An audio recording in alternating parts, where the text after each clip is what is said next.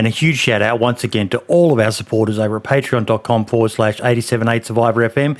Our $10 supporters, Dick Donovan, Kenny Baker, Big Dog, and Shane Murphy. Our three $25 supporters, Jake Snow, Red Freedom, and Melbourne. And our 4 YouTube members, they are Kenny Baker, Nathan Martin, You My Size, and Mr. Fix. 4, 3, 2, 1. And welcome to episode 77 of the podcast. I slept in this morning, everyone. I have to apologise. Mrs. woke me up. Aren't you meant to be online right now? It's like, oh, crap. Oh, yeah. Okay. Up I get.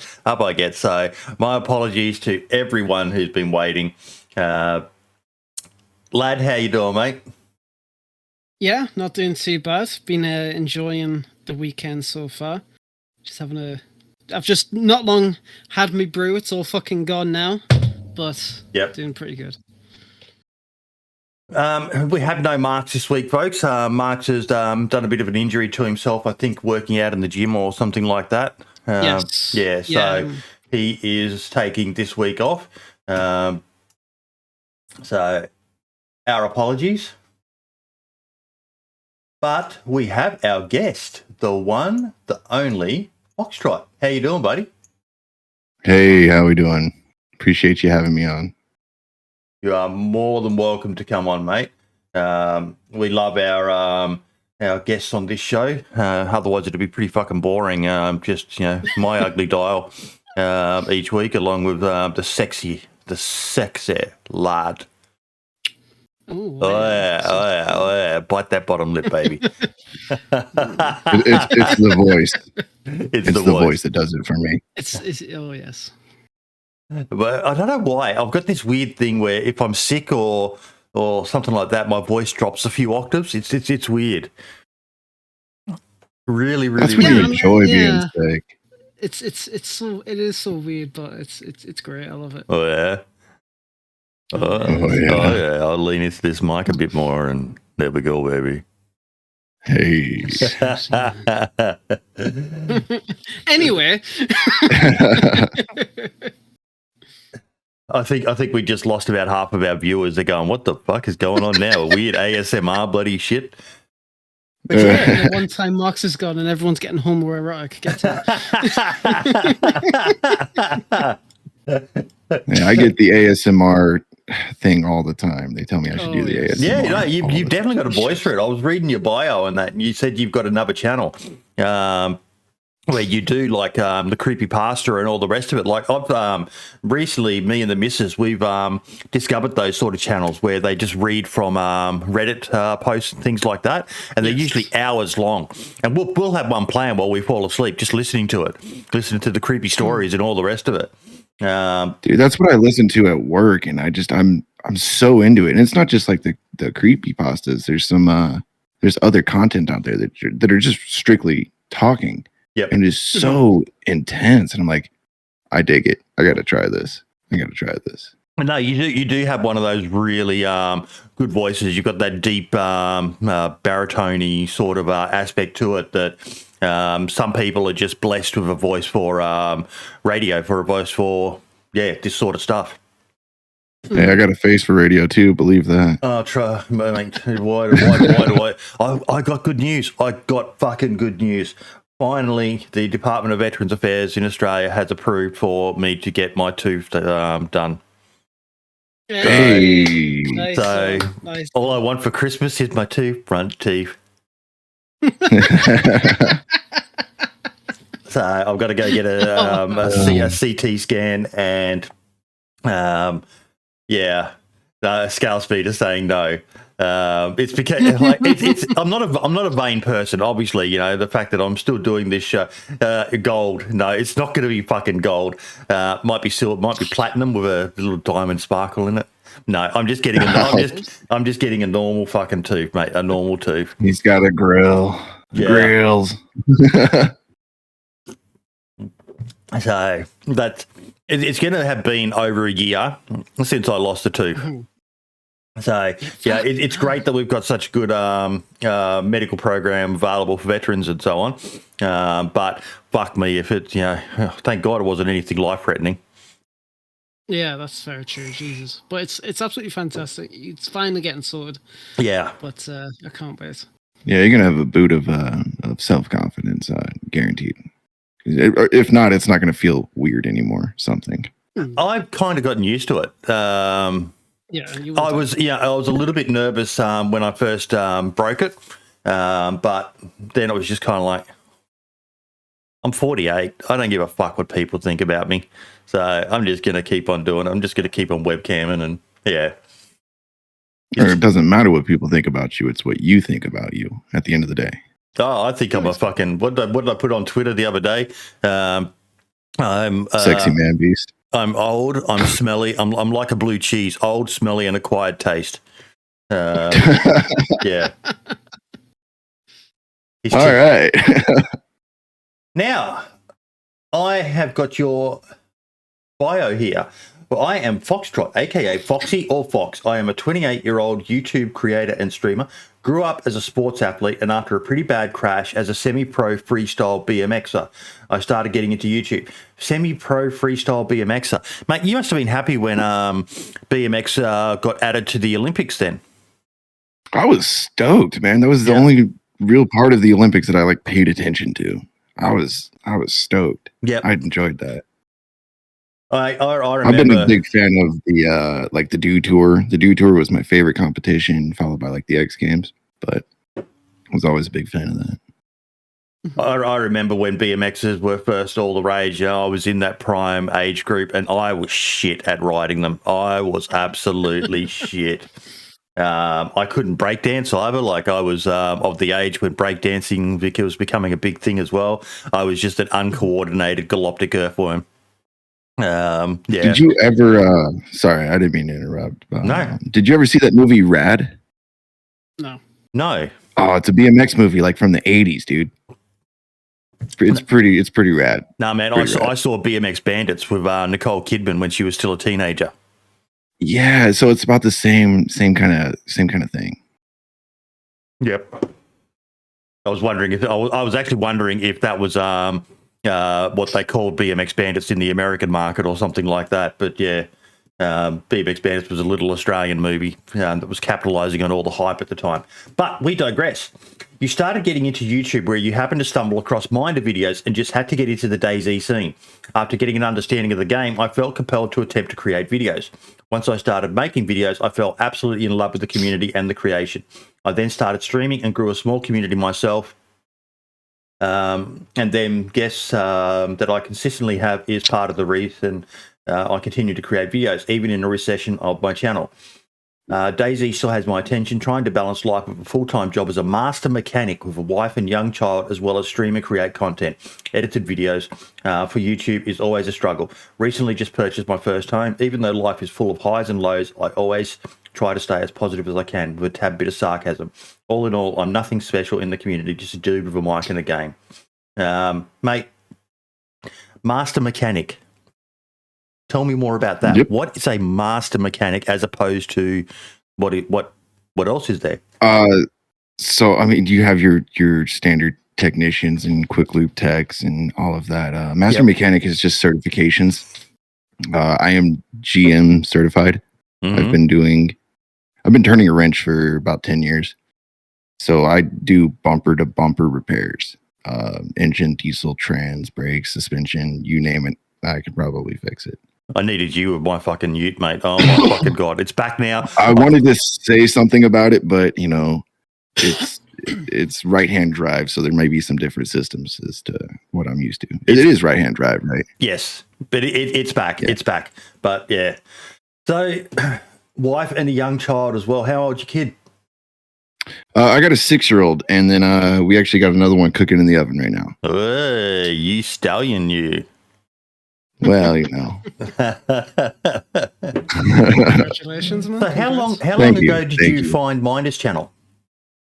Oh God, it would have been 2 years ago, if not a little bit longer. So you're still relatively fresh on the scene. I joined DayZ in 0.62, so somewhere in that area, somewhere in that time frame. Yep. Yeah. And what about it spoke to you? Honestly, just the way that he put together this, I think it was the Brotherhood or something like that. I think that was the video series that just I binged on it. I was just like, what is this? I just watched it and watched it and watched it. The way he put together this story. It's a magical moment when you find someone who is a great narrator. Like for me, obviously there was Frankie back in the day, but the one who sticks out in my mind was Mr. Blackout and Mr. Blackout's Diaries and Mr. Blackout's Hardcore series. And it just, DayZ has this amazing ability to just capture you with the storytelling. If it's a good narrator with good editing skills, you know, the right music. Come across, the right music, everything. You will never come across two DayZ videos that are remotely the same. They'll have similar aspects, but they are not the same on anything else. And that's part of the beauty of it, in my opinion, is that you can create something out of, like, it's a sandbox. It's essentially a sandbox, and that's what's amazing. It is, and it allows you to do whatever you want, however you want. And there's just, like you said, there's so much scope for, you know, there's been some, you know, crossovers where the same sort of things have occurred and all the rest of it. But for the most part, every video is unique and just amazing, and it's, you know, with its own spin. And it really does allow those storytellers to rise to the top. Above, you know, the idiots like me who just take a clip and whack an intro and an outro and upload it. For those who are skilled editors, like JLK is just fucking killing it with some of his stuff at the moment. These massive movies. He's a prodigy. Like, he's going to do something with his life in scripting, storytelling, whatever you name it. That guy has got a career ahead of him. He's amazing. A good, big inspiration to a lot of people, I'm sure. Yeah. Yep. Now, let's have a look at your... Did you link your YouTube? Yeah. There's your Twitch channel. Let me just bring it up.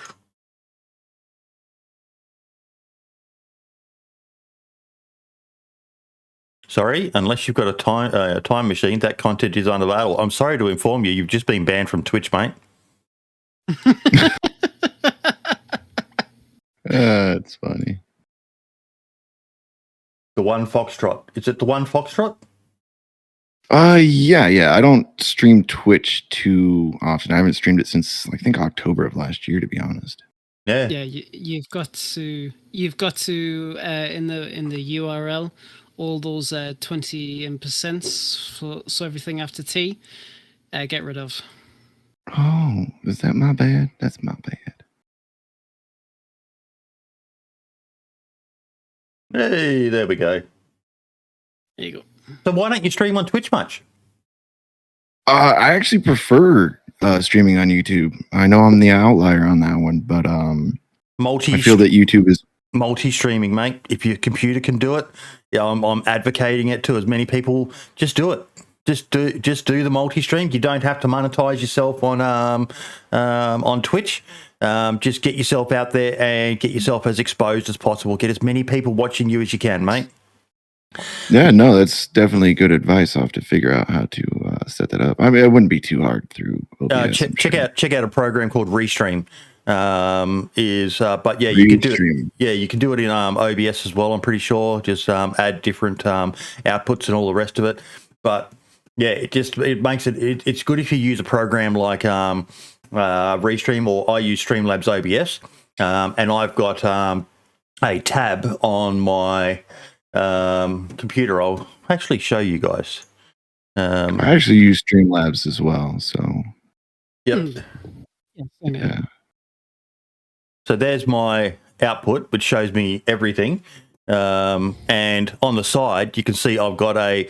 It needs to get better for working with YouTube, but I can change it to Twitch, and then I can type in bada boom, bada bing like that. Then I go back to multi-stream, and you can see like I've got Michael there commenting on YouTube. It lets me know from what platform. Even I'm streaming to Facebook as well at the moment. Very rarely do I ever get anyone come in from Facebook, but yeah, it's that reach. It is all about that reach, all about the diversification. So definitely worth checking out. If you're not monetized on Twitch, you can multi-platform stream. That's why I handed back my affiliate status with my other account. But yeah, so tell us a bit about the sort of videos you make, mate. Honestly, I just try and tell small stories. Like I actually got a video in the works right now where it's just the title of the video is "Rating to Prove a Point." Yep. So essentially, what happens is, one of my squad mates gets shot at from a base. So we do what we can to take care of that base. I don't want to reveal too much about it, but yeah, it's I try and tell stories, not to the depth of JLK, obviously, because that guy is untouchable on that. But I try to do entertainment, and I try to just do an entertaining video the best that I can. I wouldn't say he's untouchable. All I'd say is he goes to a standard that not many people will go to. He puts how long is it between his uploads? Some people subscribe to the philosophy of get as much content out as possible, whereas JLK is kind of the a bit like Fubar Bundy's the same. They don't upload for the sake of uploading. They don't upload for the sake of uploading. They upload when they've got something they feel is good enough to upload. And I actually respect them for that. They're both kind of on my list of when I get a notification that they upload, I'm watching. Yeah, he definitely does raise the bar on that. And it does set a good standard, I think, because so I'm seeing a lot of shorts. Right. Yes. No effort, high output. And it's kind of setting me back, like mentally, like I put a lot of effort into these videos with nothing in the return. Right. So it's crazy to me that these shorts are doing so well on YouTube. Extremely well. Yeah. It's just YouTube trying to compete with platforms like TikTok and these days. Yeah. These days, people just only have the attention span for like a minute or two, and then that's it. I mean, you'll see on like analytics of videos, the attention for the video usually tanks after like the first 30 seconds, and then that's it. And then exactly. Get the rest of it back. So it's kind of like, do you sacrifice your kind of like drive to create content that you want to do to just get along with the algorithm and create these shorts, or do you just continue doing what you're doing, keep true to yourself, but at the cost of potential views and subscribers and stuff? It's kind of a rock and a hard place. Yeah, I mean, and I understand that the attention span's kind of dwindling, but at the same aspect, I try to create something or attempt something new in every video that I produce, or learn something new, and then try and showcase what I learned somewhere in that video. That's what I try. I'm a big supporter of the shorts as a great way for people to diversify themselves. They might not be the greatest editor, but rest assured, mate, if your content, when it catches on with people, if you're putting in that extra effort, people will appreciate it for that. Shorts are great when you've got, like I've got a few channels that I watch, Sour Sweet does them, Minder does them, and I enjoy watching them, and I'm having more of them pop up in my feed. But there's still nothing quite like a good story that you can sink your teeth in. Sit down with a cuppa and just watch the video unfold, the story unfold, especially when it's got a twist in it that you didn't expect, or something along those lines. Don't doubt yourself. Continue doing what you're doing, mate. You've got 2,650 subscribers. Yes, when you compare that to some of the big channels, that's barely a needle in a haystack to them. But that's still an impressive number, mate. There are people out there who would die for those sorts of numbers. So keep it up. Oh, don't get me wrong. I enjoy the shorts myself as well. I just kind of find it mind blowing, to be honest. But and I'm very proud of what I can accomplish on YouTube, because I do understand that there are people that do put even more so effort into what they do than I can, and they're sitting at a fish in a barrel.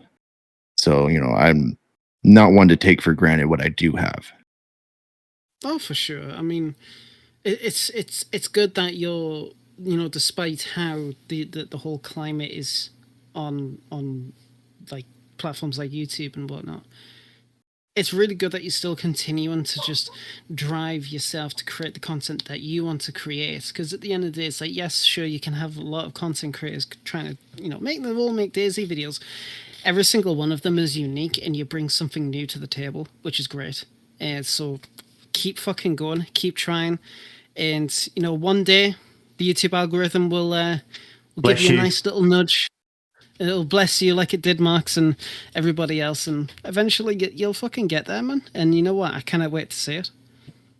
I do appreciate that. It's very nice. And I'm not betting on it. I'm just gonna keep doing what I do, and if it happens, it happens. If it doesn't, then well, you might see me around still. It's nothing. It's not a make it or break it kind of thing for me. It's just something I enjoy doing. So, what kind of videos do you usually do?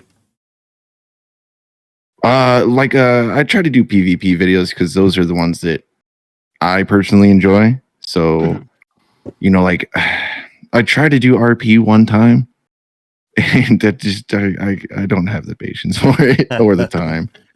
I'm with you, mate. I've got nothing against it, but it just feels weird. My name's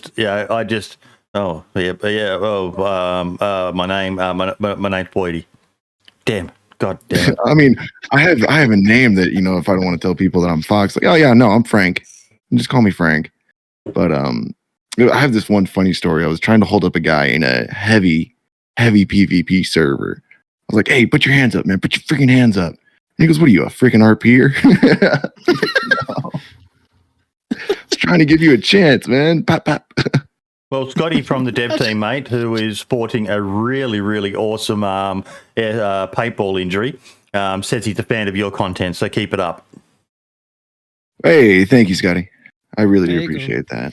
Did you see his photo on Twitter of the behind the ear, right? Yeah. Yeah, that was gnarly, man. That was gnarly. I did have to laugh. I posted it up, retweeted it, and I said, someone's got a grudge. Who paid someone to do this to Scotty?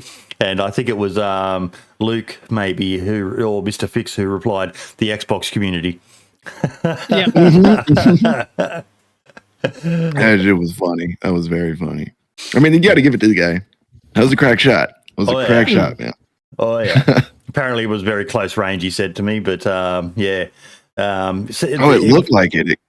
It cut skin. I bet you it's all black and blue and purple and some other colors. He needs to keep us updated with a series of photos of the changing colors of that. I want to see if his actual ear bruises as well. Oh, like a boxer's ear or something. Yeah. No, it was Friendly Fire. He's saying, I'm just wondering if it was in the the briefing and someone didn't have any trigger discipline and let rip before they actually went onto the field. Oh, Friendly Fire. That's always. I'm jealous. Yeah. So, do you stream on YouTube as well? I think you said you do. I stream YouTube. That's my primary streaming service platform, whatever. Yep. I love streaming YouTube. I've always enjoyed it more so than I did Twitch. Why is that? You don't hear many people say that. Yeah, and I feel that it's more accessible to the average viewer. The interaction is light years behind Twitch, without a doubt. Twitch has the emotes, the emojis, whatever, and this, that, and the other. But I just feel that it's more accessible, and I have a really, I don't want to say close, but I do have a real tight relationship with my everyday viewers. Yeah, and I just enjoy it. Like when I was on Twitch, I was having a lot of frame rate issues, glitching issues. internet issues. It just it put a distaste in my mouth. So I just kind of went back to YouTube. And that's the nitty-gritty of it, I guess. It is weird. He talks about that different culture, lad. It's something that I've noticed as well. Twitch has a very established culture. Most people into Twitch understand, all the different emojis, emotes, and how Twitch works and that. But Twitch has a steeper learning curve for understanding the culture of streaming than YouTube does. Like he says, YouTube is very easily accessible for everyone.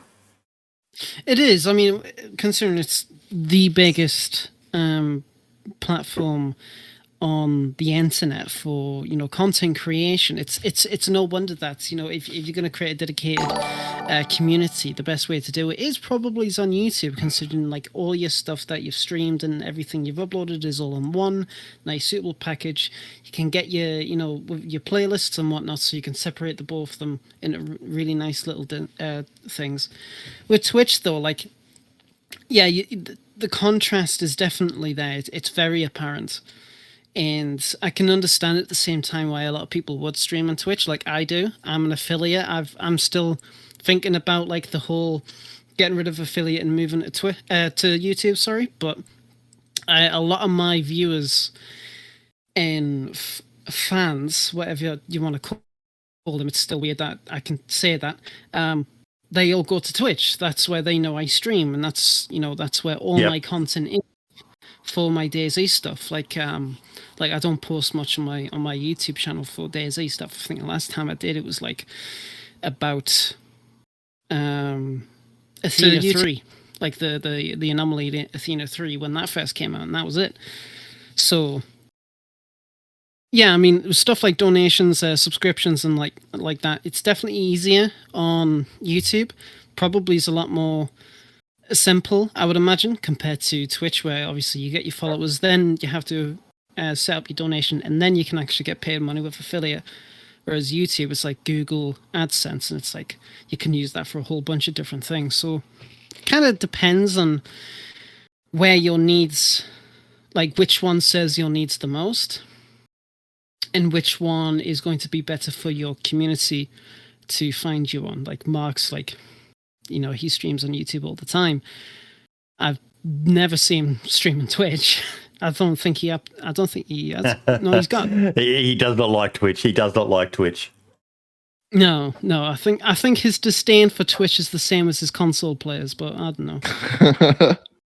But at least if it suits you to stream on YouTube, then at the end of the day, it's your fucking choice. Whatever you want. It really is, and I have nothing really against Twitch. It wouldn't be it wouldn't be backbreaking to make that transition again. It would just be all right. I'm streaming on Twitch. Look, the big thing that you guys need to be aware of is one of the reasons to diversify is just have a look at how many times people have been banned or suspended for stuff outside of their control on a platform.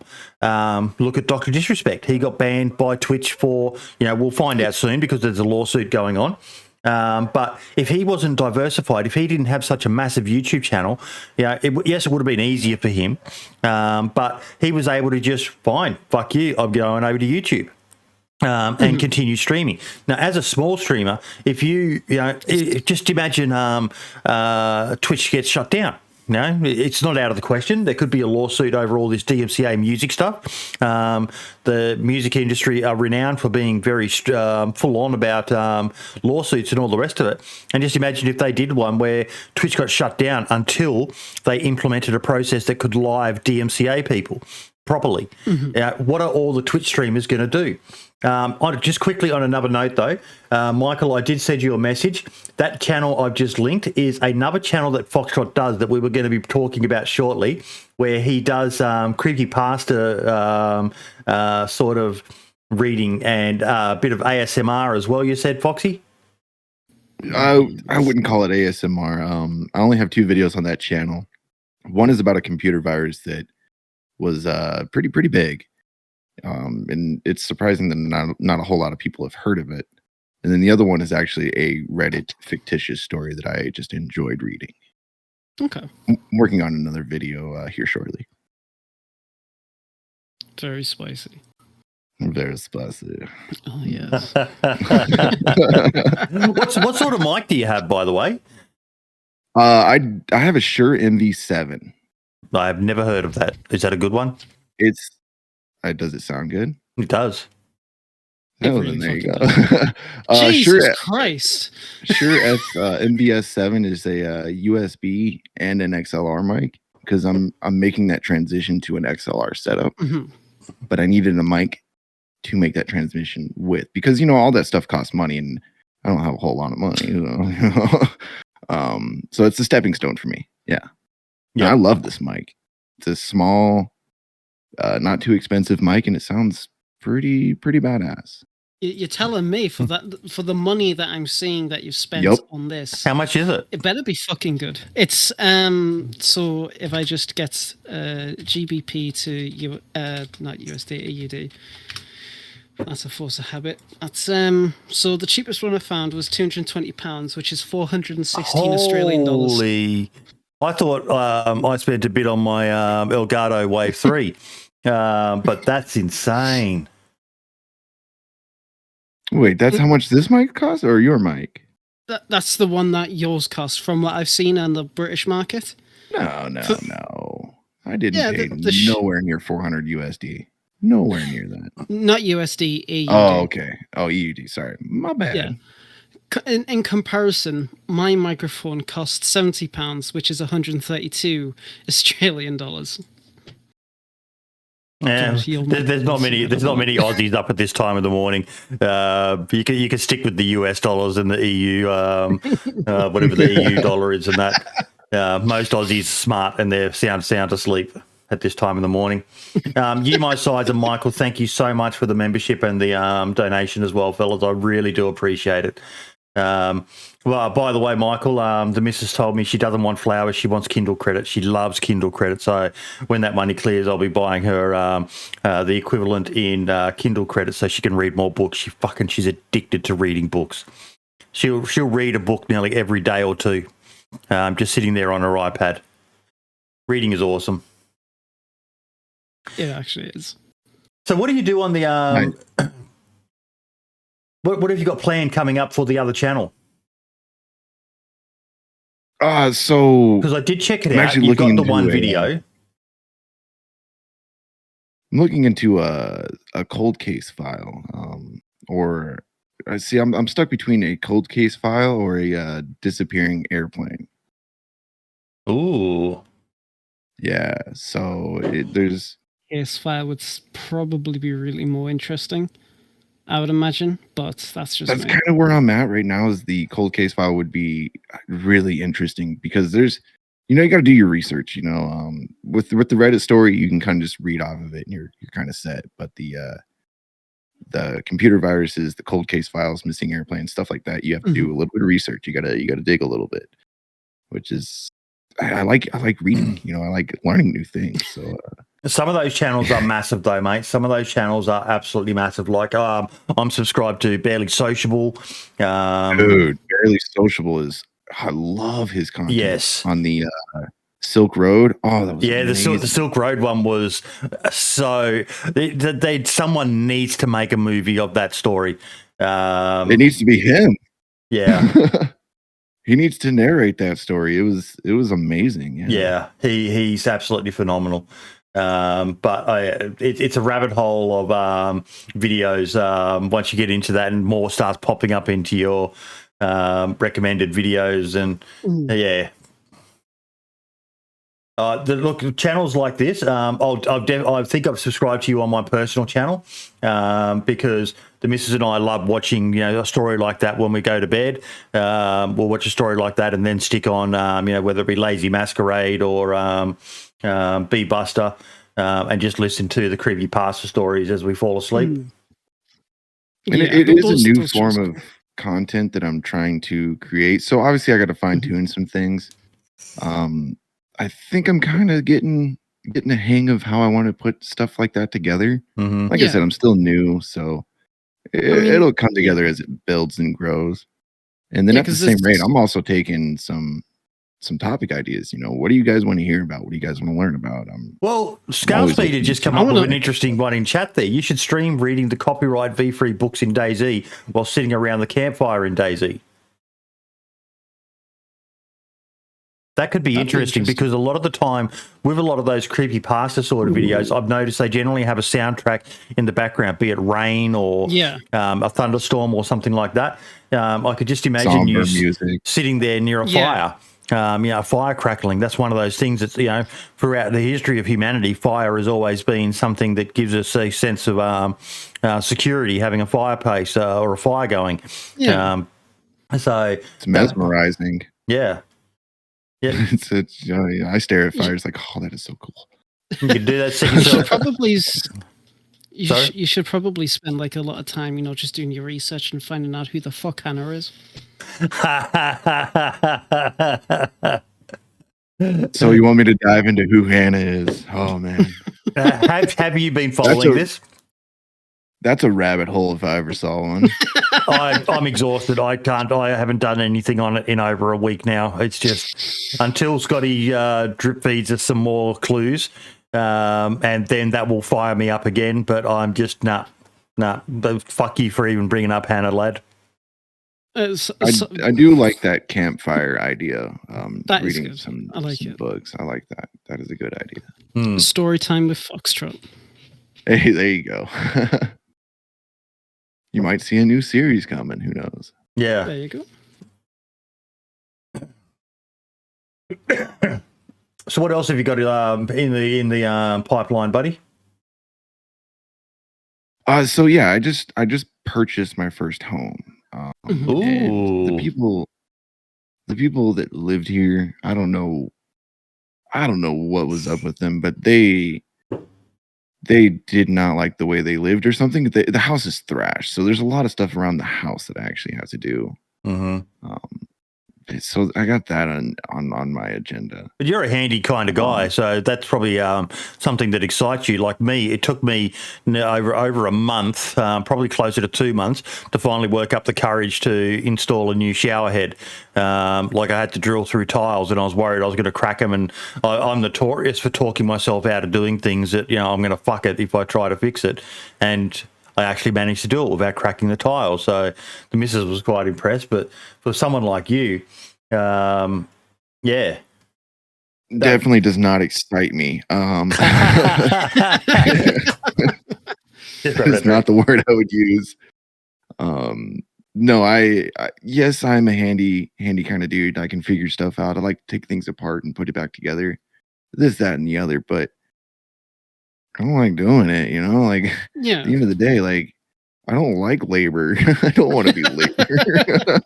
You do enough of it at fucking work. You don't want to be doing it at home. Jesus Christ. Yeah. So ask any other mechanic what the biggest piece of crap car is, and it'll probably tell you it's their own. Yeah. Like my truck, it needs a thermostat. It's needed a thermostat for like 3 months. And I'm just like, no, I'm not going to do it. Whatever. I'll get to it when I get to it. And that's the worst part about being a mechanic or handy in general. Like if you're a carpenter, I don't know, maybe you don't want to go home and build yourself a cabinet set. You do it all day. Yep. I imagine it's probably a bit like when you're a chef, having to go home and cook yourself dinner. Yeah. Well, I mean, I like cooking. I actually enjoy cooking. Same. But the problem with cooking is I sit there and pick at what I'm cooking. That's why I could never be a chef. you only get half your plate. Yeah. But I do enjoy cooking. I like when my wife is happy with what I prepare, which isn't all the time. It's a blue moon that I do cook a meal. But, whereas I do all the cooking in our house. I just love it. Like J-Con, I've been following his Twitter for a while, and I love that he's doing his own bread and all this. And dude, I love that. I'm like, dude, get it. That's sick. So, yep. I've just started down that rabbit hole as well. Bought a mixer and been making bread. I've got to make some after I jump off here for our breakfast this morning. But it's nice. It's a nice, simple little thing. Again, that's a rabbit hole I've fallen down on YouTube. I'm getting so many food videos recommended for me, and I'm trying to lose weight, which makes it even fucking harder. Just as I'm in the same fucking. Take out a lot of the processed stuff, and you'll find yourself just feeling healthier in general. But the processed stuff tastes processed so foods- nice. It does. That's the terrible part. I love fast food fries, but I can't eat them. Yeah. You know, it's like, ugh. But yeah, if you take out all that processed crap, you know, you'll find yourself just feeling healthier. Maybe not looking healthier, you know, like you're not going to glow or nothing, but Yeah. you'll find yourself feeling healthier. So what kind of service do you usually play? We had a question in chat earlier from Yonah Chinaris. Shout out to him as well. Amazing fucking editor. What kind of service does Foxtrot usually play? Heavy modded with custom spawns, traders, etc., or do you prefer more vanilla style service? So what I prefer versus what I actually do are two different things. It sucks. And hey, Jan of Chinaris, dude, thank you for that comment on the last video. That was really, really sweet. But I prefer a lightly modded server. But what I ended up doing is more of a PvP, more heavier modded server. And that's because of some time constraints I have. Yep. Yeah. I want to create the content. I want to create the videos. I want to get the recordings going. If I had more time to, you know, collect the resources and go through DayZ the way I feel it's meant to be played, I would definitely be more on a vanilla side. Yeah. That's what I prefer, but it's not what I ended up doing. That's fair enough. Yeah, because obviously, you know, like, if you don't have enough time, but you just want to sit down, you just want to have a good time, relax, then yeah, the heavily modded PvP service is the best way to go. But you know, if you've got like a day free or something like that, get a fucking couple of friends around, just chill out in a vanilla like server and just have a good time. And that's the beauty of DayZ, is that player choice. Yeah, you have so many choices. I mean, look at our map choice now. Mm-hmm. Oh yes, That blows my mind. There's people that are like, "Oh, I'm playing on this map." I'm like, "What? Never even heard of this map. What are you talking about?" And more yeah, coming. I remember. Yeah, exactly. Like I remember when DRL first came out. It was just like, oh my god, what a new map! Wow, that's so cool. And now it's just like, now you got Takistan, like I said, DRL. Then you got Namask, then KimZ, then all the other bloodies that Pripyat and stuff like that. And it's like, what the hell? Where's all these maps coming out? And it's like, it's great. I haven't even had fantastic. Like the Swan Island or something like that. Like I've never played that one. Yeah, I have. Yeah. Or maybe I have. Maybe I have. I don't know. That's the point, is that there's a lot of choices now, and that kind of narrows down the pool of where all the people are and whatnot, because now there's so much. Like Livonia. I love Livonia. I don't care what nobody says. I love it. Same. Lad isn't a fan. I love it. I'm the odd one out now. You know what, Boydie? You know what we should do? We should actually we should get together sometime and actually get a stream going to just try and get me to play Livonia, because I won't fucking play any other. Converting that to Livonia. Let's fucking get it over and done. But that's it. You've got to. It's such a love-hate map. I love the fact that there's big expanses of nothingness down the south. I love wandering through it because I'm just waiting for that bear to come charging at me. I'm more of a PvE style player. I don't need constant interaction, so it doesn't bother me. I'm just happy just wandering through it and trying to find something and navigating and using my map and compass and trying to see if I can make it to the checkpoint I'm aiming for as accurately as possible with the crappy little compass in the game. But for some, Livonia is a terrible map. But yeah, even when it was all the rage there for a while, most people were just in the top half of the map. They weren't, really going down south. Yeah, I will admit when I got it, because I got a copy of Livonia from Ike D when he was doing his little thing when Livonia was released. Yep. So I was very lucky to get that. So I tried it out. I played it for a little while, because obviously, it's a new map. I really wanted to enjoy it, and I couldn't get into it because I just didn't see the point, and I still kind of don't see the point of going down south. Like compared to like Chinaris, where yes, like you can continue going up north, and then you got Northwest Airfield and Tizzy for your main military loot. There's nothing than Southern Livonia. But I am hopeful that they do change that in the future. Maybe with the future updates with the toxic zones coming out now, and in 1.15, maybe there's going to be more stuff coming. Maybe, I don't know, Scotty, tell us. I agree with you on the down south part, for the most part. But there's it's a double-edged sword there. That's the best place to build a base. Yeah. Yeah. Okay. Yeah. I'll give you that one. Yeah. It definitely is, because it's like there's just so much forest there to explore. It's so easy to get lost. Exactly. So, I mean, now will I build a base down there? No, but I'm just saying. Yeah, because it's like you build a base down there and it's so far away from any but other. Not even so much a base, just even a stash, building an improvised shelter, burying some stashes in the middle of the forest and that. The chances of someone just stumbling across it, as opposed to a stash on Churnerus, are next to nothing. Yeah, that's fair enough. I will give that one. I will say, though, that the Livonia is a beautiful map. I absolutely love it. And I can't get away from that at all. And the stuff that it did introduce with like the new assets and whatnot, I do really, really enjoy. I just can't get around enjoying the map in terms of playability. But I'll give it another go, since everybody else seems to keep fucking telling us it's a good map. Well, everybody in the community needs to give it another go, man, because it is it's quite dead. It's quite dead. Yeah. I haven't found a decent pop server in quite a while. No. Which sad. Sad songs. Yeah, exactly. I mean, DOJ has been going on it about Livonia lately, and it's like, yeah. Okay. I've seen this thing on Twitter that's make Livonia great again, and I chuckle at it every time. Hold that thought, Mellow Waltz. We're actually talking about building as a topic later on.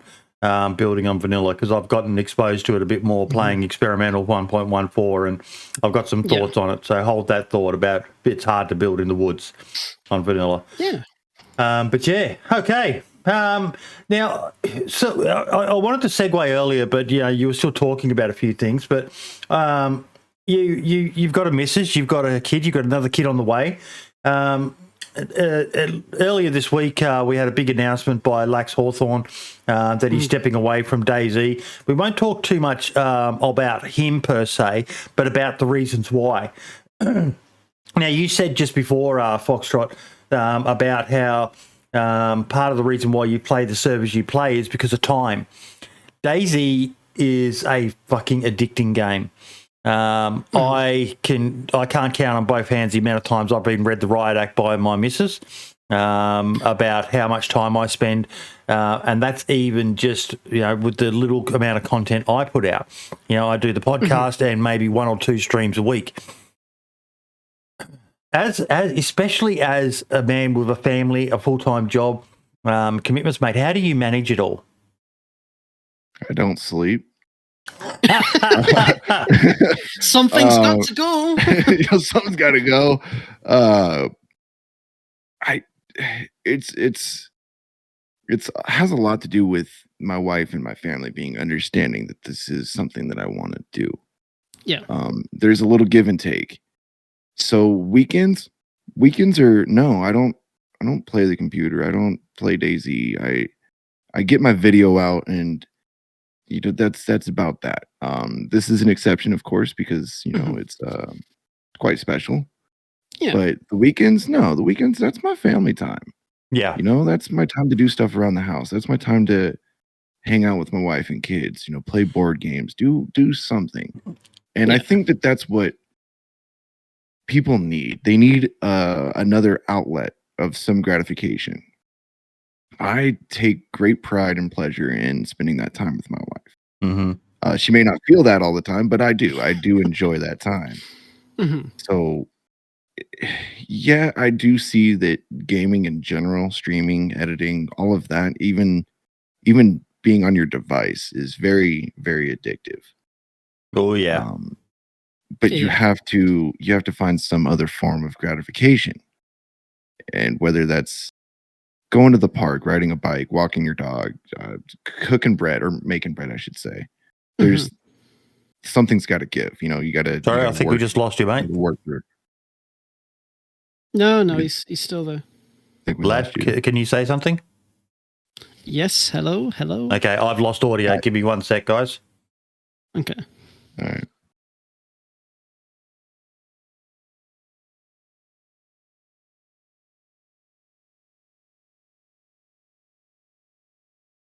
Say something now. Yeah. Hello there. Check. Mic check. 1 2 1 2. 1 1 2 2. Let's get it going, Sonny Jim. I assume by Boydie's silence, nothing. Absolute nothing.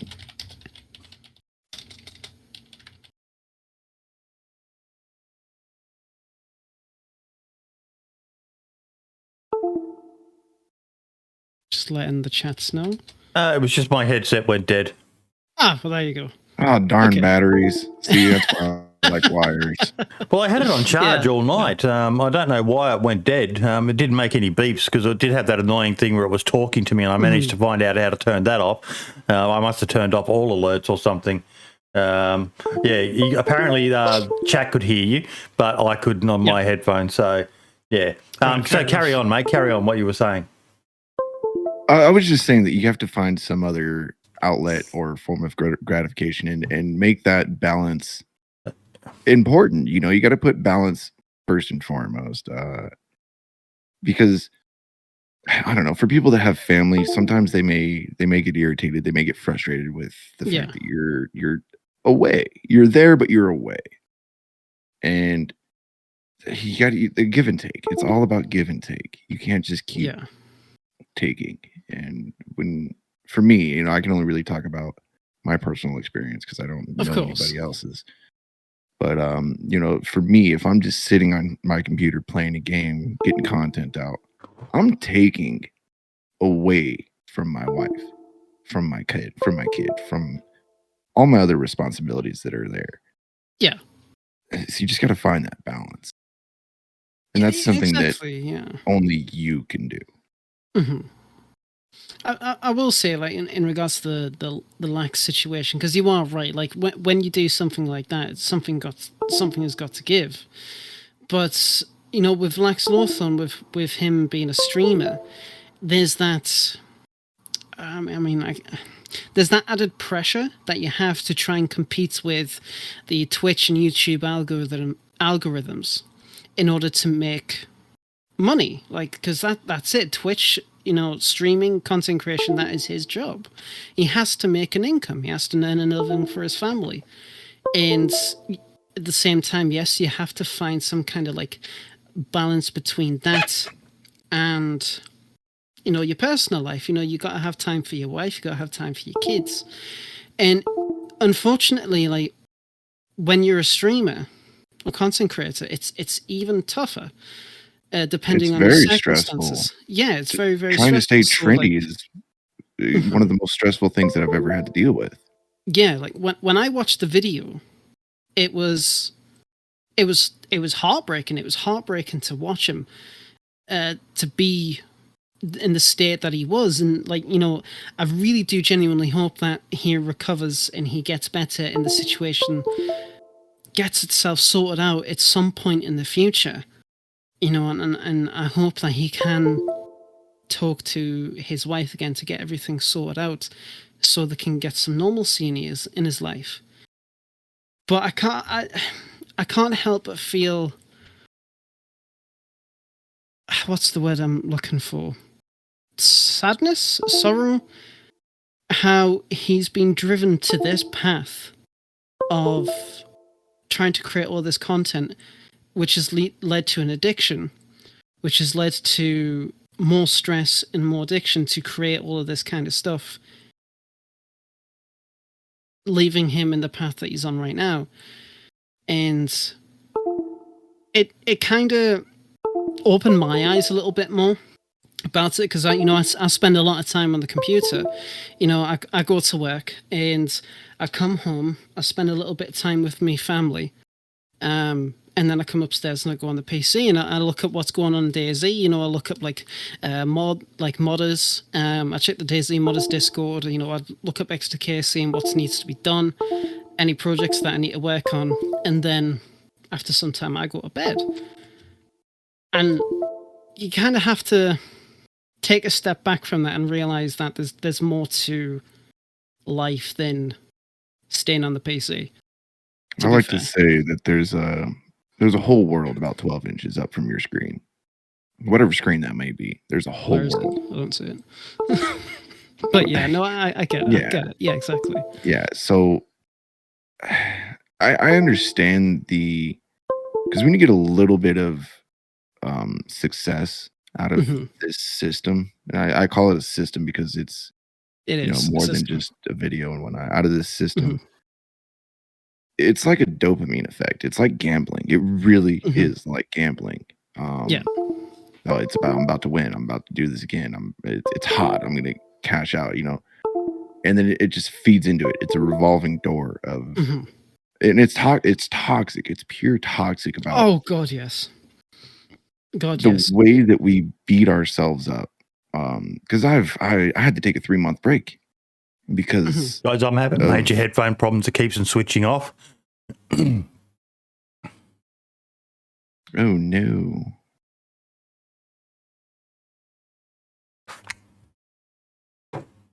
But yeah, I mean, it is a challenge that you do have to face, and sometimes, yeah, like, as you said, you have to, you know, I mean, you took three months off. Yeah, I took 3 months off because I felt that my channel, my videos, everything was in this downward trend, and so there's two sides to that coin. I regret taking that 3 months off because now I'm playing catch up. Now I feel like I have to work harder. I have to try harder. I have to do this more. I have to push more. I have to do all of this extra steps. Yeah. Versus if I would have just stuck it out, I wouldn't have been in such a weird mindset at the time. But that 3 month off, 4 months, whatever it was a saving grace. You know, I was able to spend all that time with my wife and fix things, and yes, you know, just everything was going so well outside of the world of DayZ. Like I disappeared, dude. Like completely disappeared off Twitter, Discord, YouTube, just gone. And that helped me so much mentally that it was worth it. It was worth the recession the channel is in now. Because my videos went from doing, you know, on the low end like 1K to the high end like 5K views, right? Yeah. I'm now in the hundreds. But it doesn't bother me. It does not bother me because I enjoy what I'm putting out. And if I enjoy it, I know at least one other person is going to enjoy it. And if that one person's going to enjoy it, it's a chain. It's going to keep going. So, you know, for those people that have this as a living, I am envious, but I'm not, because there's so much stress that is involved with just keeping up with the trends, keeping up with the numbers. And when you're doing this for something you enjoy and want to put out something for other people to enjoy, the numbers don't mean anything. Yeah. They're just numbers. And that's where you have to kind of like separate it. You have to separate it. And I know that I'm not envious of those who do it for a living, per se, because the pressures on them is amazing. Like there was a tweet from the Running Man earlier this week talking about just one aspect of being a Twitch streamer. I'll bring it up on my screen. I don't know whether you guys or whether I can hear you guys now, but I'll bring this up. This is just another aspect of what is so hard for them. I looked at this thread. I was reading through it as well too. And it does raise more awareness of like when you are a content creator for not only DayZ but for any kind of dedicated game or subject or whatever, you have to put the time into it. But when when it comes to like how you do get money, like, you know, he's talking about Twitch Prime and impacts the streamers, and it's like it's even more tougher because you have to put a lot more effort into your content to keep the people there. Like, you know, a big streamer like the Running Man's, you know, if he took 3 months off, Jesus Christ, there'd be an absolute fucking uproar. It would be catastrophic for him. Mm-hmm. Yeah. It would be catastrophic. And the amount of time for him to get back to where he's just at when he did that is astronomical. It's ridiculous. Yeah. And it's like, you know, when he's announced that he takes a week off, people fucking unsub, people give him shit. And it's the same for any kind of streamer or content creator. Say, right, I'm going to take some time off because I need some R&R, need to spend time with family and whatnot. People lose their shit. They become so, what's the word I'm looking for? Privileged, I guess you could say. I would call it like selfish. Selfish, yeah. Like, you know, selfish. I mean, and it's kind of like a mixed bag. There's so, like, you know, how to explain it? It's like, you know, you try and create an income to support yourself or your family, and you can't take time off because you need to keep up with the trend. You need to keep up with your own upkeep for your own accounts, your community. You know, like you're doing a lot more streams, you're doing a lot more videos, the views and the money count goes up and up and up. And any break you take, it goes down. So you have to keep continuously going on and on and on. And if you're really balls deep into it, it's a lot more tougher. And it's like, I couldn't do it. Heck, I was supposed to fucking stream today, and I was like, I couldn't be asked. And if I was a big content creator, and if I had that mindset, my channel would be down under instantly. I feel sorry for people who are in that situation. Like they just cannot fucking keep up. And I feel like that there's some ways that you could think outside the box to kind of remedy that situation.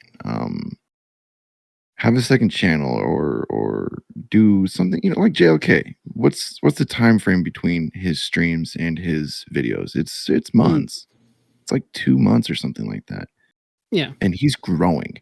So for a streamer alone, like just a streamer alone, it is very detrimental to just take a break, even a day. Yeah. It's very detrimental. But for a content creator as a whole, it is our duty to kind of think outside the box and do something outside the norm. So I always try to see it, you know, when I see a problem, I always try to find a solution. And this is a problem. So there's got to be a solution for it somewhere. Well, I mean, I look at what Don Sibley's just written in chat. Don't even think about trying a new game.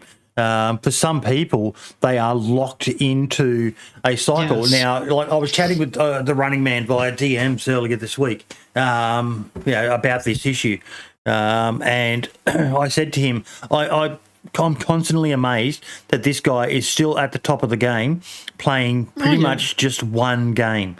I don't know how he does it.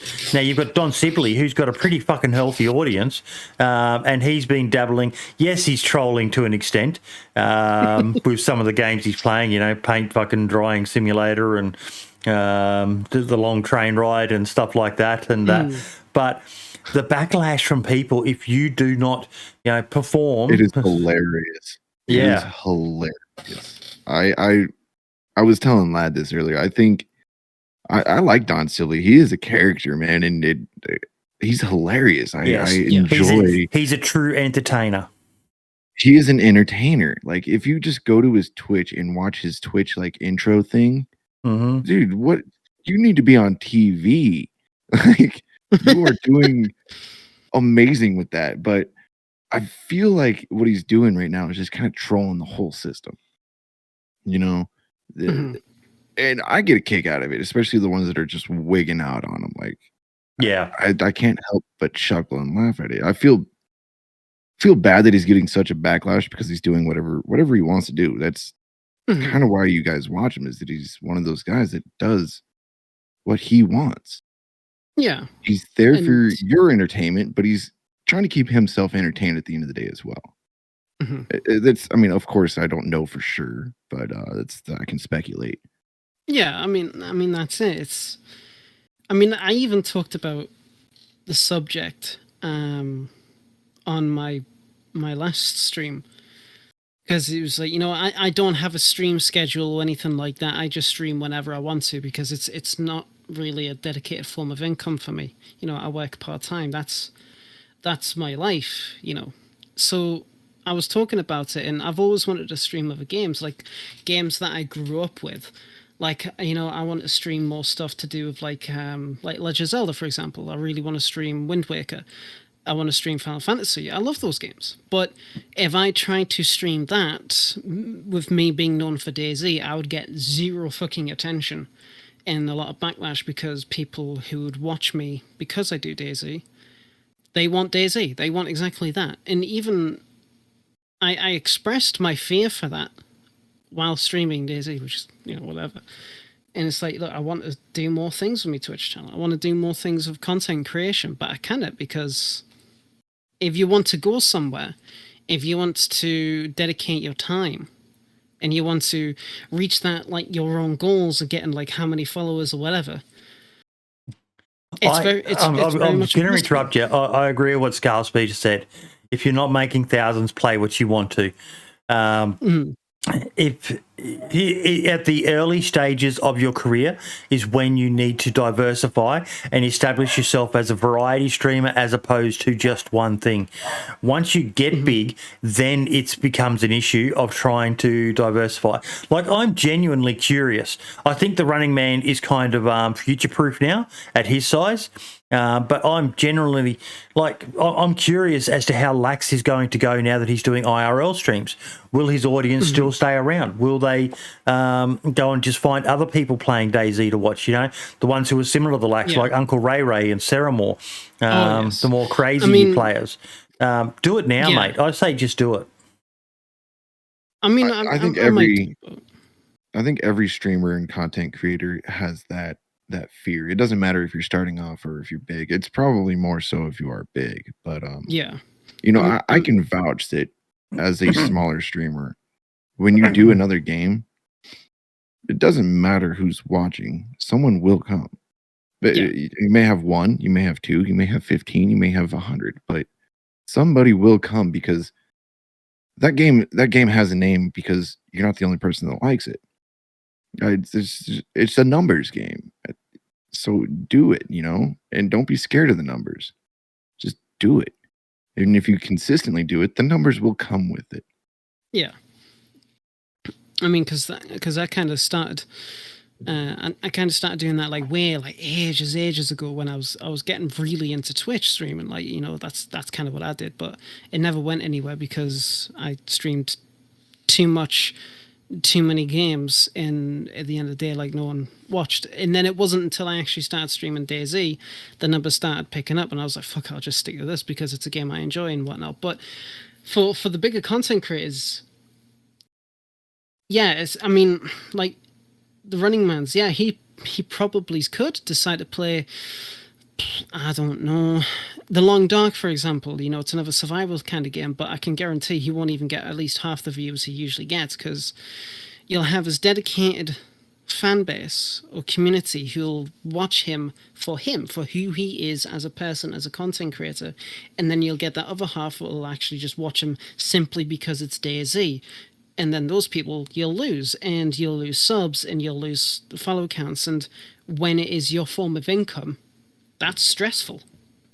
It matters. So it does matter. But obviously, when it's someone like, ourselves mainly, it doesn't in the grand scheme of things matter. But you have to stay kind of true to yourself. So even when you're a small streamer, depending on your mentality, it can even affect you then. So, I just highlighted a bit there that, and you've probably been in the same boat yourself there, Foxtrot.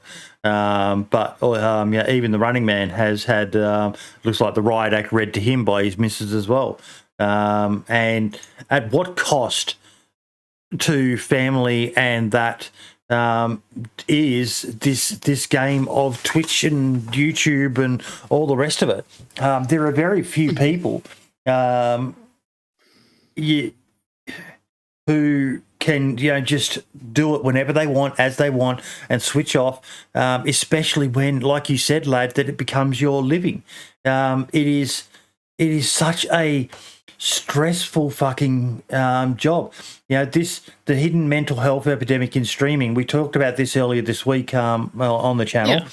Yeah. But everyone looks at it, and they look at a Shroud, they look at a Ninja, they look at a XQC Cow or whatever his name is, and they think, these guys are living the life and all the rest of it. But to get to that level, what have they sacrificed along the way? And what are they still sacrificing?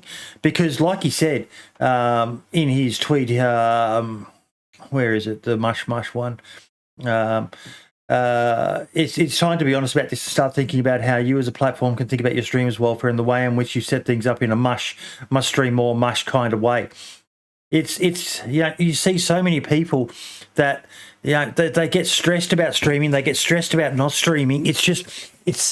And I know it's something that people decide to do themselves, but at what cost to people?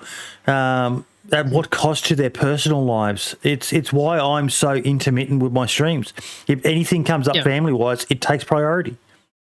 Naturally, it always should. As it should, yeah. No matter who you are, you cannot be like, oh yeah, sorry, I can't do that. I'm streaming because of X, Y, and Z. Now, if something would happen to my mother or my brother, I'd be like, right, bye, go straight at them. So it's a no-brainer there, absolute no-brainer. But you will get those people who don't care to understand about it, and they'll give you shit for it, and they'll fucking lambast you, and it's just ridiculous. Wow. It's hard. I do feel for anyone trying to make a living from this game. It's fun. It's such an honor to be able to make a bit of money from doing something you love, playing video games or whatever. But yeah, like Scarlspeeder said, showbiz, baby. So it's really, really hard to really think about it before you go all in with, I'm going to make a career from this, because it's a career that you can't take your foot off unless you make it to where you're kind of future-proof and where you've diversified enough that you've got income coming in like the likes of Shroud do from sponsor deals and all the rest of it. The Running Man said to me on Twitter a while back, he got knocked back by Corsair, even though he's a massive Corsair product fan. And at his size, he got knocked back by them. It's hard to diversify, folks. If you're not doing it and you've got all your eggs in one basket, if something goes pear-shaped, you get banned or the platform goes down or you get caught in a Me Too moment, God knows whatever else, that's it, you're screwed. Yeah. And that's the terrible part of it. I think that if you are like considering starting like a channel, you have to, one, be niche, but not too niche to where you back yourself up into a corner later down the road where you don't want to do that niche subject anymore. But you can't be too broad to where you can't gain a core audience that are there for you, not your content. Because those are the best people to have in your corner, are the ones that are there for you. They like your voice, they like your attitude, they like the way that you interact with them, whatever. Those are the ones that are going to be there for you no matter what you do. Yeah. I have Scarlspeeder's approach. Do it for fun and make a little cash on the side. Pretty much everything I get goes back into the show, into the community. And that's why I like doing it, because we're able to, support and do things like that. That's my kind of approach. But I'm lucky that in my situation, I can do that. There may be others who don't have a missus who has a really good job or something like that. Or, there's a lot of people turn to this game because of the lockdowns and all the rest of it. It's become their job and they're caught in that vicious cycle, Foxtrot. I mean, I break even with my channel with what I make versus what I put into it. I break completely even. I don't pocket really $1. And my wife isn't working right now. So my income is the only income that we have in the household. It's just me. So yeah, if you can make a little cash by doing this and having fun, dude, you're winning. It doesn't matter if it's a penny or a dollar, but you're winning. And that's the kind of mindset that I think you should have, is do it for fun, make a little cash on the side. But at what point do you want to, because so if I were to like tell you the numbers, it's like not a whole lot, right? Versus my editing software, my music subscriptions that I use for the videos. Yeah, I break even. And it's not a whole lot of money, but I do it because I enjoy it. And that's the forefront of this topic. Do it because you enjoy it. Don't quit your day job because you've got 1,000 subscribers and you're monetized now. don't fucking do that. That's the worst thing you can do. Is quit your day job.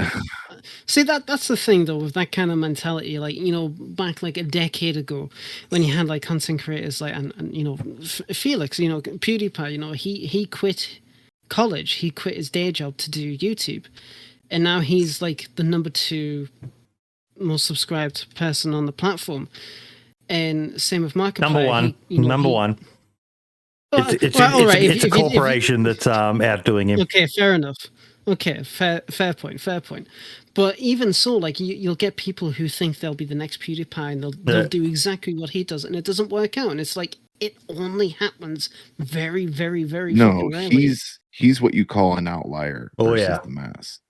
You know, I'm part of the mass, and he's an outlier. He's the one that just hit that algorithm on point every single step of the way, and became.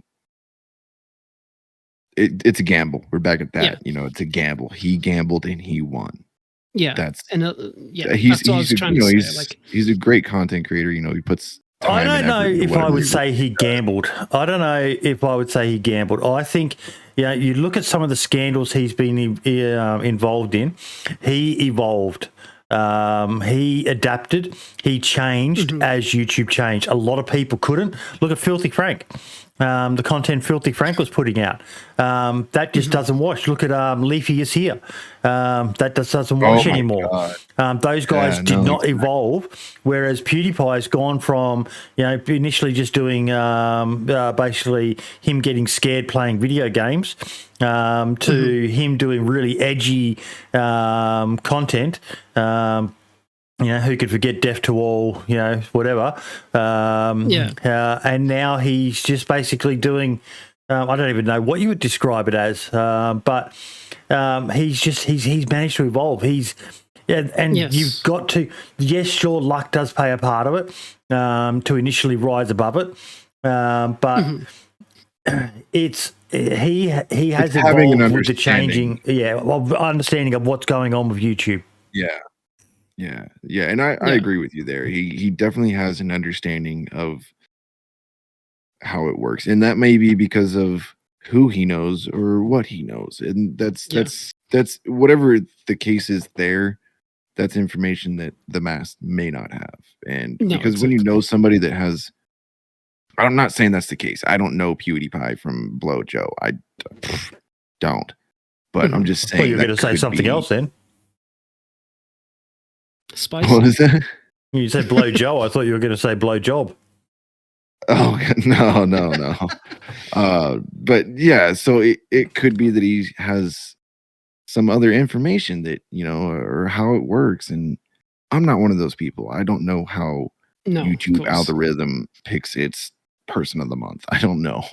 And, you know, I'm sure if I did, I wouldn't be where I'm at now. No, of course. Being humble is good for me. Yeah, at the end of the day, though, when it comes to content creation, if you are not trying to, I would say, like, you know, if you're not really bothered about becoming big and you're just doing it because you want to and you want to stay true to yourself, then fucking have at it. You know, there's a lot of people who are doing the same thing, and yes, sure, they might not be getting the massive amount of numbers or the like a lot of subscriptions and shit like that, but they're happy. And if you're happy doing your content, who bang on the money, mate. You've got to reevaluate it. If you're getting stressed by what you're doing, reevaluate it. You're doing something wrong. You can't expect to become the next The Running Man, the next Smoke, the next Lacked Hawthorne, the next JLK overnight. And YouTube is such Twitch is a little bit more, other than when you get rated by someone, Twitch is a bit more honest with how you're doing. You generally have the same sort of views and slowly increase here and there. When you get rated by someone, it's always great to have a lot of people in chat. I noticed that I get rated and then everyone runs away when they realise it's me they rated. But I'm used to that. It doesn't bother me. Mm-hmm. YouTube, on the other hand, you can have a video that gets traction, that somehow ticks all the boxes of the algorithm and gets noticed, and you'll have 10,000 views on it. Then your next video only has 100 views. So it can be very, very hard on your ego to do YouTube. But you've just got to stick with it. You've got to understand that there's going to be troughs, there's going to be peaks, there's going to be this, that, and the other thing, and just do it because you enjoy it, not because you eventually, if you may get lucky and you may be able to do it for a living, but just go easy with it. Don't go all in, and just I mean, and so I feel like that's a double-edged sword as well. Yeah. Because if you're at this mentality of, all right, I'm just going to do it for fun, I'm just going to do it for chill, that's pretty much where you're going to be at. But if you're one of those ambitious, think outside of the box, breaks the YouTube kind of thing, you're going to have a different kind of mindset. And I don't know how to explain it, but mindset is everything. If you think that you're going to be on top, you might very well be in your own little world, or you might actually get to the top. Yeah. But if you're just doing it to chill, that's kind of how I feel like where you're going to stay.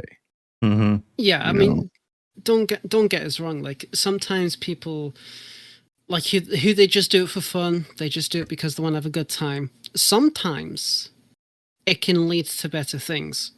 And I know, like, if I was to stream more often because I wanted to, and then it turns out that, I'm getting a lot more followers and subscriptions, and it could lead into something, I wouldn't gamble my job for it, but I would definitely invest a lot more time. Well, I would definitely invest something more into it to get more out of it. And that's just taking advantage of the opportunity that would come to pass if it ever did. But, some people don't take that. And, I agree. Like, if you only have that mentality, then you are going to stay there. And some people are fine with that. Some people are in denial about that.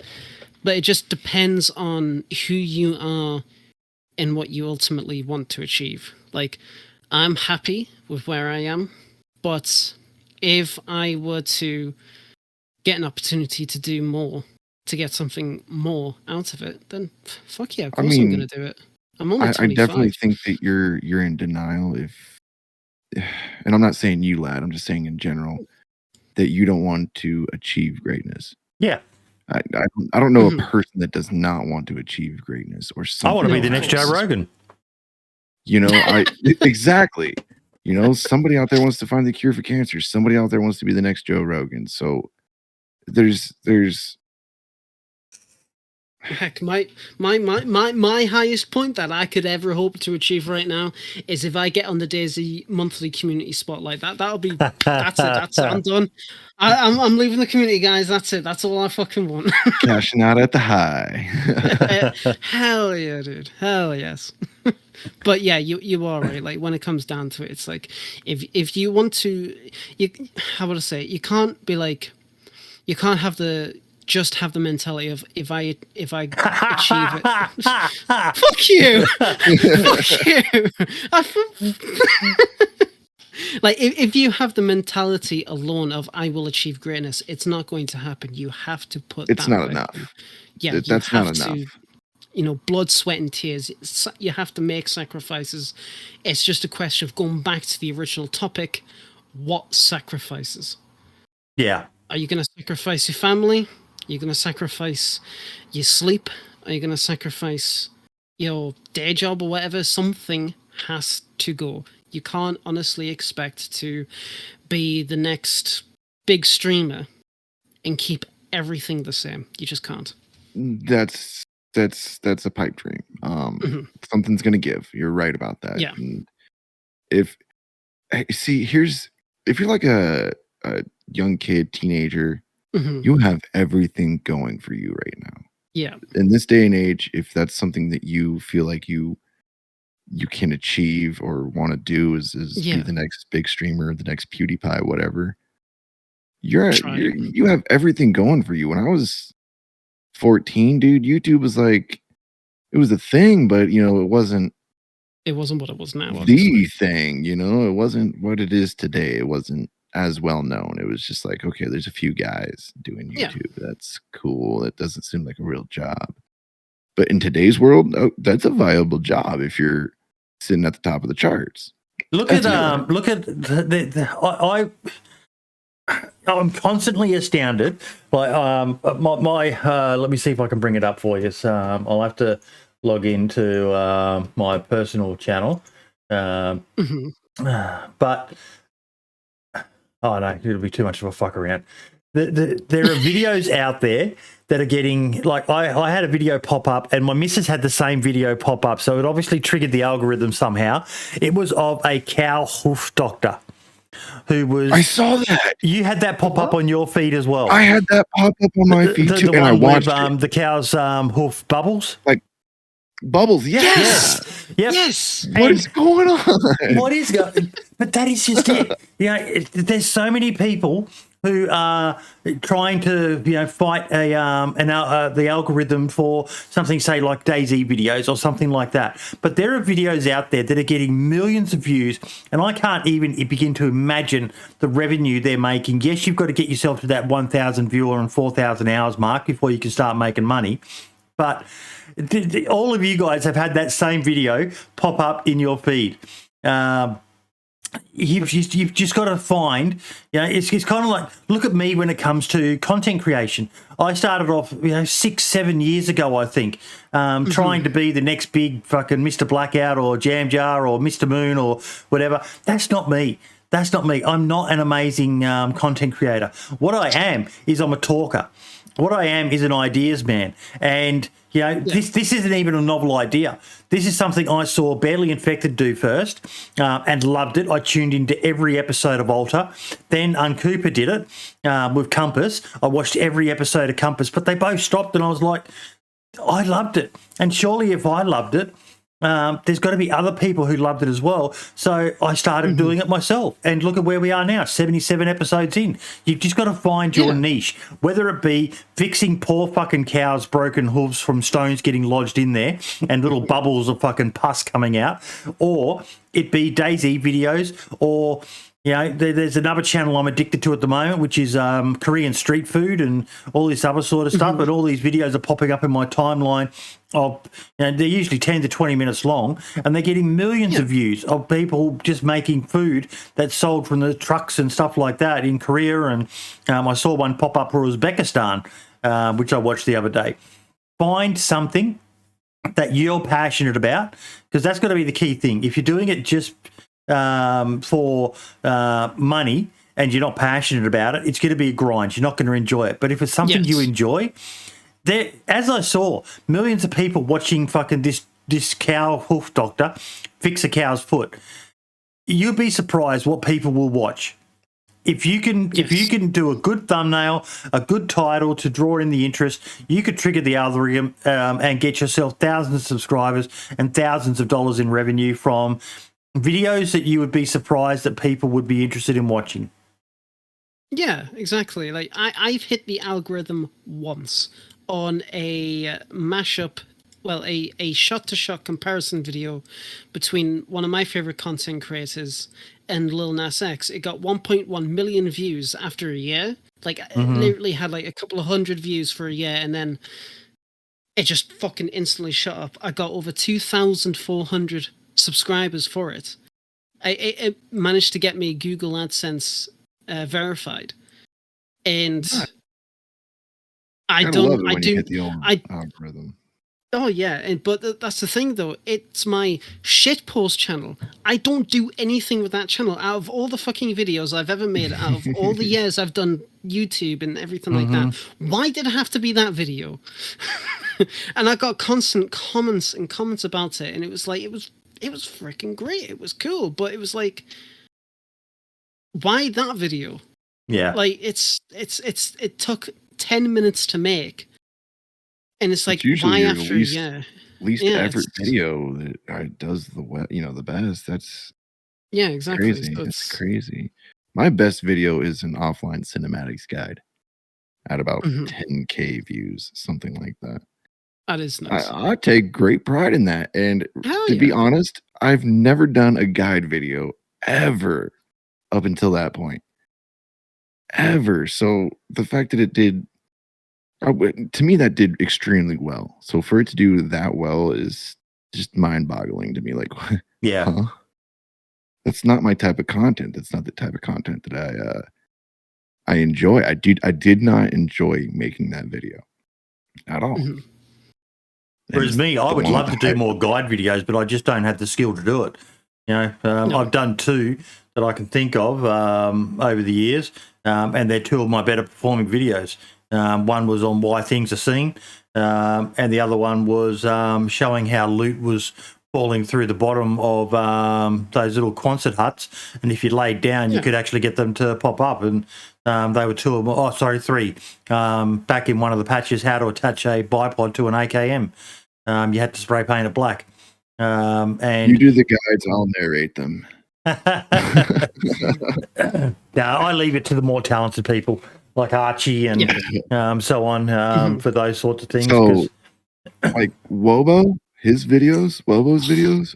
Oh my, top tier shelf right there, guys. Yes, he is a master. Absolute master. We are blessed to have that guy in this community. Yes, he's you're right. Just an absolute legend, and that's where I'm like, all right, I'm gonna leave the guy to that guy. He knows what he's doing. Yeah. I don't even know if I'd call his guides per se. They're more science. They're more informational, which is I enjoy the shit out of them, dude. I really do. Lobo, if you're gonna listen to this, don't stop. But in short, folks, find something you're passionate about, whether it be DayZ, whether it be a certain aspect of DayZ, or just anything else random, and just start doing it for fun. And if it takes off, it takes off. Don't quit your day job. Don't be an idiot. Just you gradually evolve into it, and who knows, it may turn out. But just remember, once you're in this system, it is a brutal. Yeah, it is a brutal system. You can be demonetized for the most random stuff. Like my spotlight interview with the Running Man has never been monetized. I've listened back to it, and I have no idea why. But I've got no appeal options left. It's just it's one of my best videos for views. But yeah, it's. Just for some reason, the algorithm didn't like it, and demonetized, even though it's got some of my best views. It's terrible right there. Someone who appears to have a really good work-life balance when it comes to content creation. Let me just bring it up. I am such a huge fan of this guy, and he has been a guest on the show. The Loyal Patriot.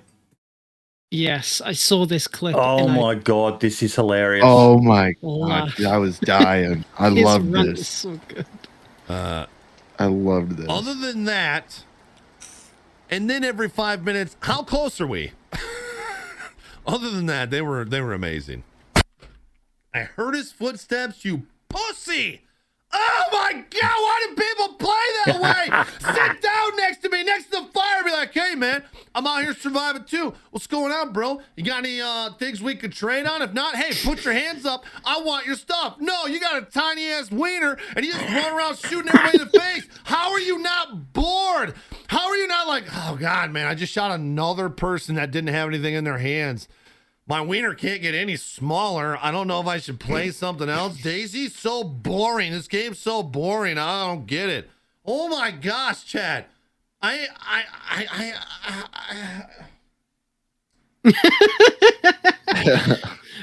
will say the rant actually it opened my eyes a little bit, because I am that kind of arsehole that will just shoot you if you're at a fireplace. Now, the thing is, you need to know the loyal Patriot. He rants because it's what's expected of him.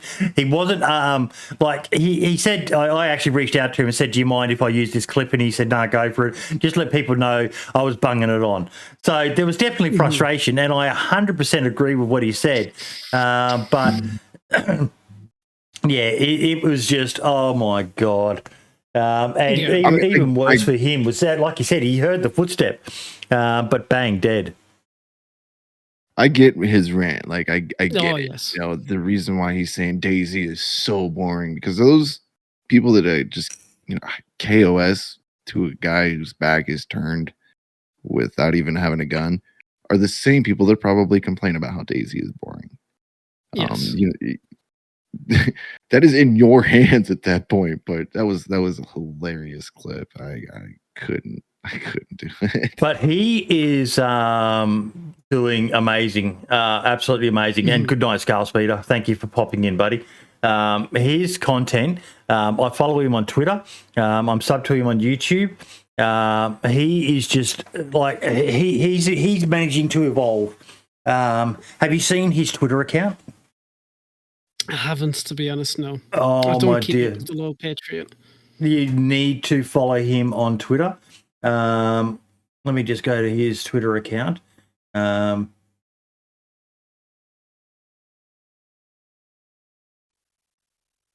Look at all the diversification he's got. He's got sponsors now: Memphis Barbecue Supply, G Fuel, Jerky Pro. Oh no, there we go. Twitter.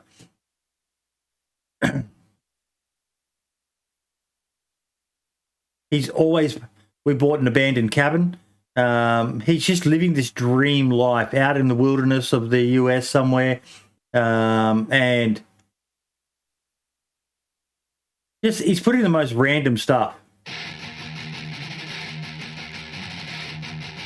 I swear to God, if he's going to draw penis with that.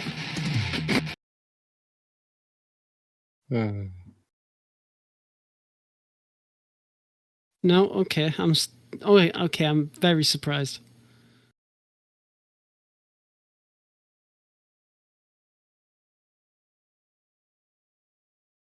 Okay, color me very surprised then. Very nice. But it's his barbecue stuff that I've been loving the most.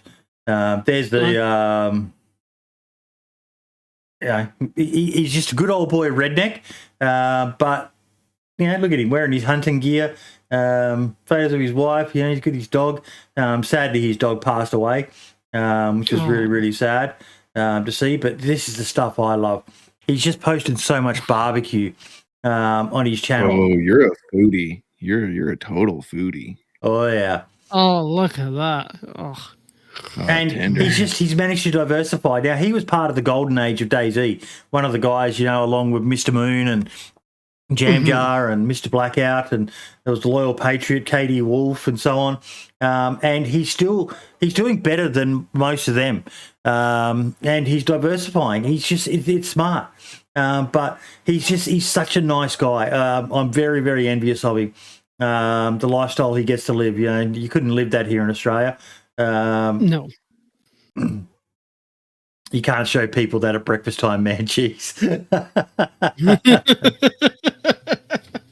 I've got to fire up my smoker again. I've got one outside, just a little offset.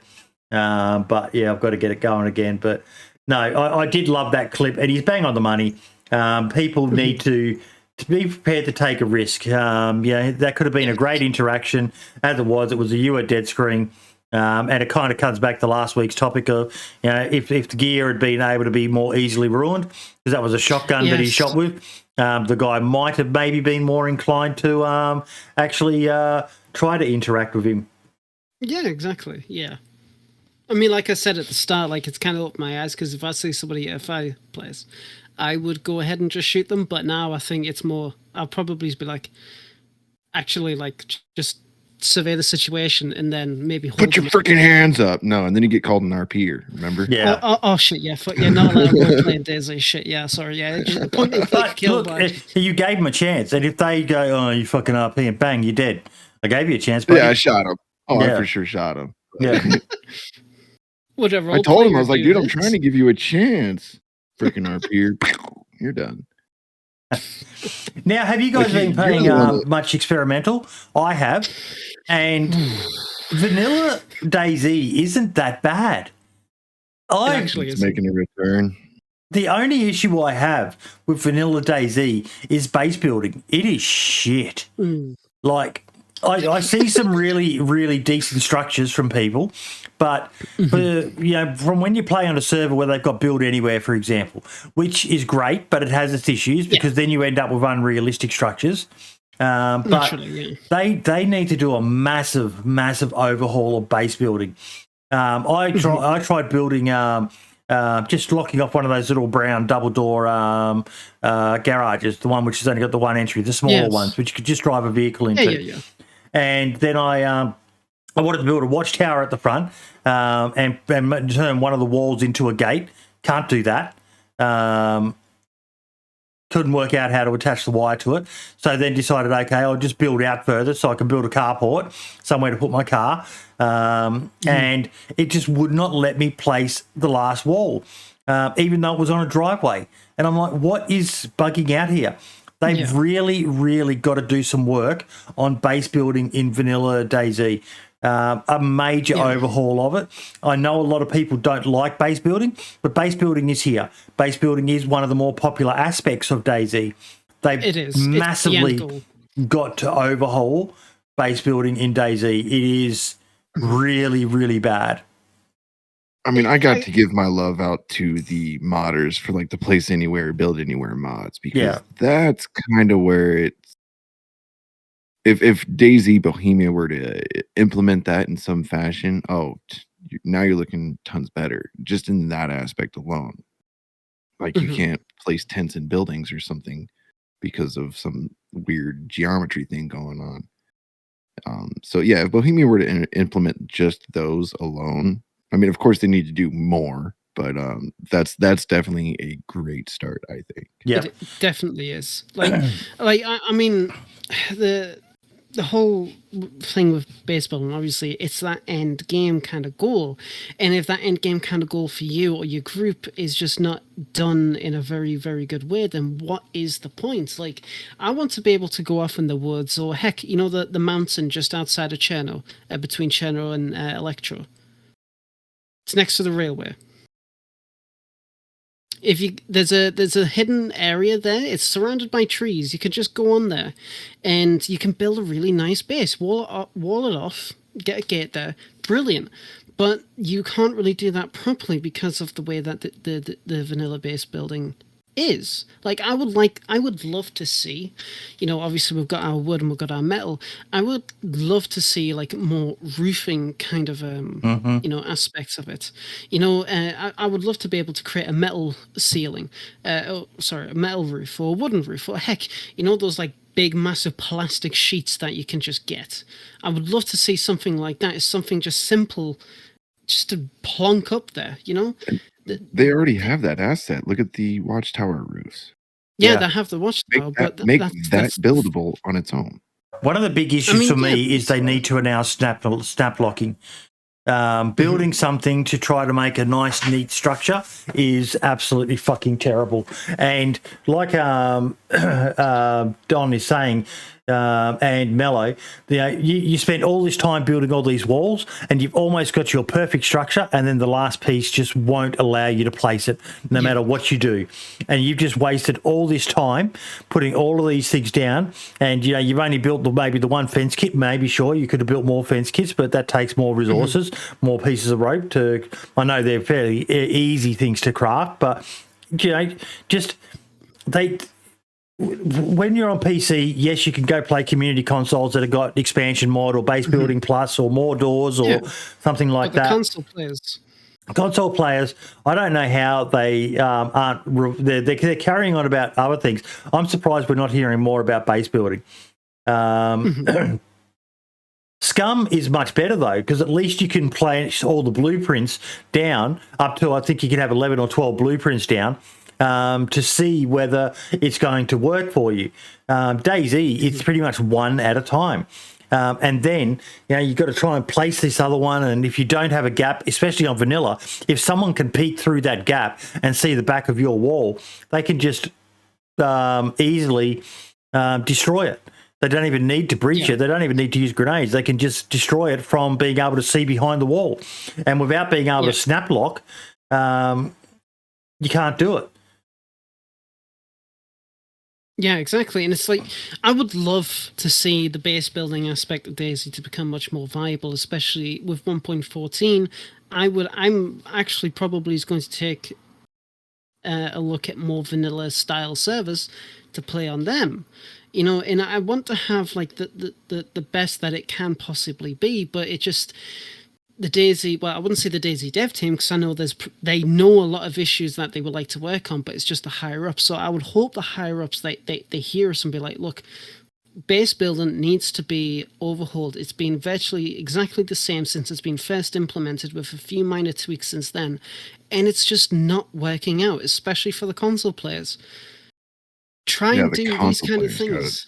I mean, yeah, sure. Like, we can always just, like as you said, Buddy, that the PC community can just play a modded servers. They've got, base building plus expansion, base building, place anywhere, build anywhere, stuff like that. But for those of us who don't want to use those mods, who just want to take DayZ in as it's meant to be, how can you really get the most out of it if one of the most critical parts of the game is flawed? Like when base rating, when damage was calculated with each pellet of a buckshot, the Sega became the ultimate base rating tool, because with a fully filled drum mag, you could get in a base instantly, and it's ridiculous. And they need to really. It needs some love. It needs some. It does. It needs a patch. It needs a patch devoted to improving it. Almost a complete overhaul. Yes. Definitely. Can you guys see Spud's comment? Let's be honest, base building has never been implemented. It's more like they were partway through developing it and dumped what they had into the base game and moved on. Lad, take it away. I mean, you certainly do get that vibe. With you can only build a fence, a gate, and the watchtower. And I've seen bases where they use constant watchtowers for the roofs, and that's all well and good, but that is so bad in terms of, the items that you need to do the base building and performance. I remember, back in like my old PC, it wasn't the best, but it was okay. I could play DayZ 1080p pretty decently in mid-sentence. But I went to a base. It was actually it was on Blue Waffle Attack Force. That's when I first met Wee Devil. He showed me his base that they had in Severograd, and the top of it was just like the watchtowers. It was just constant, and it was a fucking mess, and it was ridiculous. And I had like 10 FPS, and it's like, they really, really, really need to do something about this to make it more viable for players to do. Like, it's something that I love about the game. I remember when I first done base building, and me and a friend, we built something really fucking cool to us. It was really, really nice, but it was a shame of like how quickly and easily like people can get in. If somebody has all the time in the world, they can I wouldn't say instantly crack the 3 and 4 digits, but within a few hours, after going through them one by one, we had that situation on New Dawn, people would do it. And it's like, there needs to be more secure ways of securing your base, maybe like just a 5-digit combo code. Something like that. That would be fucking better. Make it rare, make it a really rare item. But exactly. Yeah, something that maybe it's a tier 4 sort of item, used to secure military loot or something like that, and yeah, exactly. And it's like a lot of the game needs to get some love definitely agree on, but I think the most important thing, yes, it's great that we're getting new content, we're getting new weapons, we're getting new, abilities of those weapons burst fire, we're getting new animations with the bullpup, fantastic. We've got the stealth kill, we've got the toxic cloud, fantastic. It's really, really leading the game into a fantastic place. But when you do all of these things, like your NBC gear, you can't reasonably expect a normal player or a group of players to just have a suit on them at all times. They don't accommodate that. They don't have an item where you can just store the NBC gear. And you can't realistically build a proper secure base because of how vanilla base building is. And it's like, you really, really have to take a look at how base building is. Fine-tune the placement, add the snapping ability, create more structures that you can do for base building, half structures, make it so you can secure a house a lot better, board up doors, board up windows, stuff like that. Make it more viable. And that's actually a really good idea, boarding up. Yeah. That would take 3-4 planks and a couple nails. Yeah, I think that would be awesome. Someone said they need to speak to those who've made some of the mods. Like more doors is brilliant. It was a bit buggy. I don't know what state it's in now, but it was brilliant. But it'd be great if you could actually just lock down the existing doors. Now, who was it who was working on the mod? It's on the tip. War Dog. I think it was War Dog. Working on a mod for being able to lock existing structures. And then you add on the more doors mod with its barricades and things like that, so people can't just crouch walk through windows and things like that. There's some amazing mods out there, and they need to do something because that really and vehicles are probably the two biggest issues for the game. If they could fix that, because like Spud says, if you look at every other survival game of recent time, the base building is far superior. Scum, Valheim, Deadside, Icarus. In my view, if DayZ gives base building some love, DayZ will simply go through the roof, excuse the pun. It's the one thing that is letting the game down. Yeah, too right. And we had the DayZ Twitch account here before, so if they're still here, we're saying this out of love and we're saying this out of passion for the game. If the player had more options to do a secure base within a building, which is great, or somewhere out in the woods, like in Livonia, for example, it would be so much better for the vanilla community to have that ability. Even if you just add in some extra assets, I wouldn't say it'll be a quick little patch, yeah, for sure. But, for bases who want to add roofing, like a 2x2 square area of roofing, just a couple of fence posts with some metal sheets, something like that. It doesn't have to be it can just be flat. It can just be something for players to use. Maybe add some barbed wire to it. Maybe you can add some the Christmas lights or something, just to make it more viable, to make it more, I wouldn't say believable, but to immerse yourself in the game a little bit more. That would be really cool. We've got the Tripwires, which is really great for base defenses, and I believe we've got that. That's a topic that's coming up. But you're definitely leading the right direction on that department, but the actual base building part, again, it needs some really good love, and it really, I think a lot of people in the community know it, but they don't realize it. That's why a lot of communities, modern communities, they just use base building plus or expansion building. Or if they use vanilla base building, they just have the build anywhere, which is great, but at the same time, it really does take you out when you see monolith towers off in the distance at Northwest Airfield or something like that. And it's I don't want to fucking go there, Get sniped by some bad boy with a Shay tack or something sitting up the top and just sniping everyone who comes along. I don't know whether it would lead to every second building being locked down per se over time, Spud. I look at Scum, and Scum has both options, and most people still prefer to build a standalone structure, maybe around a house or something like that as the central core of it. But for the most part, people prefer to go elsewhere to build their bases because they've got really good base defenses that work better when you have like a little bit of a maze style entry to the base. Yeah. Um, And it's exactly, and it's like, you know, if you know, in DayZ you go somewhere and it's got a house in the middle of nowhere, that is the perfect spot, because that house could have all of the most essential gear that you've caught and you've got. You can secure it, like, you know, I said, with the windows and the doors and everything like that, and then you have your actual compound, which you can just, you know, with the free part of base building, you can just do whatever you need to do. So you can funnel like raiders into one area so you can catch or whatever. Like, there's so many ideas that players can do if the tools were there for them to utilize, which at the moment is not there. You know, with especially with DayZ, you know, with the complaint that every single house would be locked down.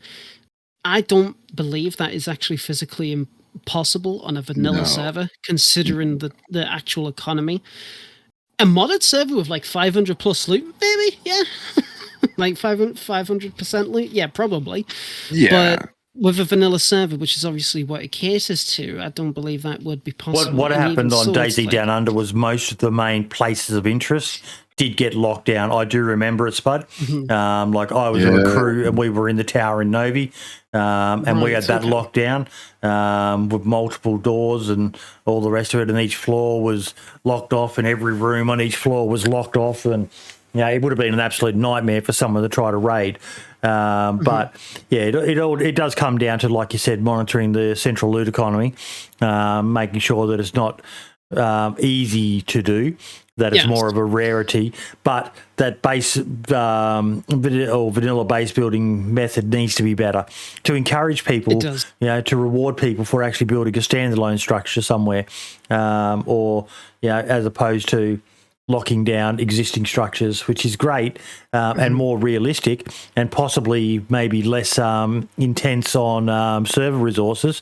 As opposed to these massive, like you said, towers and all the rest of it that just lag the server every time you get within the bubble of it.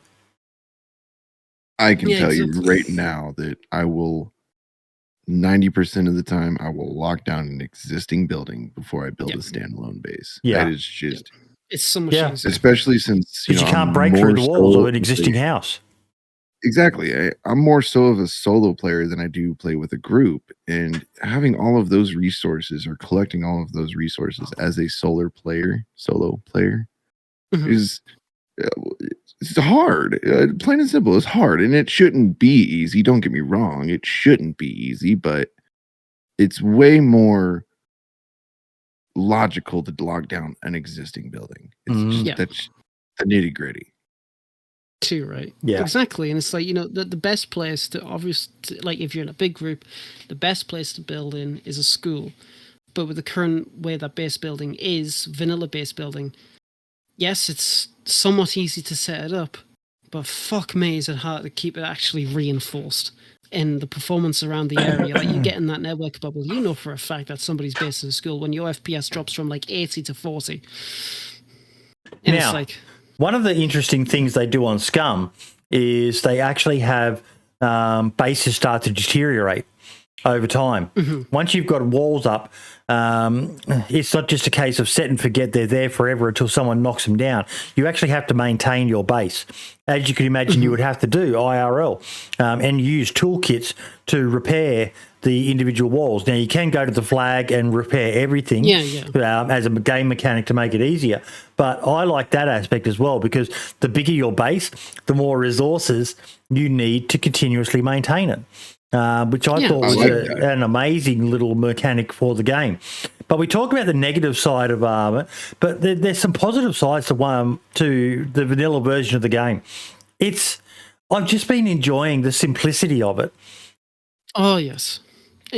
Too right. Yeah, like you play modded servers for so long, and as somebody who develops for a modded server, you lose sight of what the original game is aiming for. And so going back to playing experimental to take in this new content, it's been an experience, actually. Like, it reignites a little part of what DayZ is supposed to be, for at least for myself. And the game's a lot more unpredictable, because with a modded server, you know what to expect. You know what's going to fucking happen. With a vanilla server, fuck knows. Like in the last stream I had, I was playing on the Living XDead server. I had a helicopter crash just outside Pavlovo, so I went to it, and with it being so far on the coast, I didn't fucking, especially where it was, I didn't really expect anyone to be there, and I got into a gunfight with somebody there. And yeah, sure, it's like expected to be a helicopter crash, but not so far or so close to the coast, and it was like. It was fucking great, and I didn't actually realize exactly where I was until I found out where I was, and I was like, what the fuck's a helicopter crash doing this far down south, and why the fuck is anybody down at this part? Obviously, yeah, you got your toxic zone, but even so, it's like with a modded server, it's like I definitely feel like with the modded servers, we're spoiled. Like we've been spoiled. Oh, too right. So too yes. fucking right. Going from a modded to a vanilla feel or plain vanilla, will definitely knock you back a peg or two. It'll make you realize what you've taken for granted. Yeah, too fucking right. Especially with like weapon choice and clothing choice and everything like that. Weapon choices, clothing choices. I do miss Windstride's clothing mod. I do miss it because of my hat and his shamags and stuff. I do miss those. I do think DayZ Nick could add some more clothing choices, but I just enjoyed the simplicity of especially with regards to the weapons. You know what each weapon does. I do agree with Spud. They used to have it auto run. They need to add it back. No, I mean, actually, yes, okay. I wouldn't use it, but I mean. On XTK, we've had people complain that there's no auto run, and we always use the same argument. If your finger's hurting from holding down Shift and W for so long, you need to go to the doctors to get your hands checked out, because that's just fucking stupid. That's the kind of mentality we have. But I just recently started getting into the auto run, like getting pampered by it. Like, all right, here, let me do that. Let me crack my knuckles or something. So I find that argument very true. That's funny. But at the same time, when you're using auto run, like every time I've used auto run, I get my phone out, I lose my guard, and you kind of lose your sense of security. Well, you get a sense of security. It's just like as auto run, nothing's gonna fucking happen, and then all of a sudden, because you're not paying attention. I get stuck in trees whenever I use auto run. Or like Mr. Big says, over a cliff you go. But Michael has hit the nail on the head. 1.14 experimental has reminded me why I love DayZ. I 100% agree. I've just had so much fun. Yes, 1.14 experimental is bringing in the toxic zones, a massive shift of what DayZ is about. But I've just had the most. Like I was driving the other day. I found all the parts I needed to get a truck working that I found, and I went driving, and I was just following the roads, and there was a toxic cloud over the road, so I had to go off road to get around the toxic cloud, and it was just like, what a great patch this is. It's just mixing things up. I hadn't even considered the impact on people with vehicles where, we'll go this way. Oh, shit, there's a toxic cloud. So now I've got to go off-road, and vehicles being as janky as they are, it's always a risk. Yes. I was just in a Saka as well, which isn't the best off-road. And I'm cutting through trees and making my way slowly down the side of a hill. And exactly. Then I get there and the truck was fucking gone. I was pissed off about that. But it's just... It's amazing. I'm so impressed with DayZ right now. The vanilla version, the guns. Yes, it'd be nice if there was more, but it's a nice balance. Is that you, Spud? Did you move that truck from the? Because I parked it at the I parked it at the petrol station just north of Zelenogorsk. And I was like, I'll get that fucking truck. And I go there and it's fucking gone. And now I'm driving around trying to find another truck.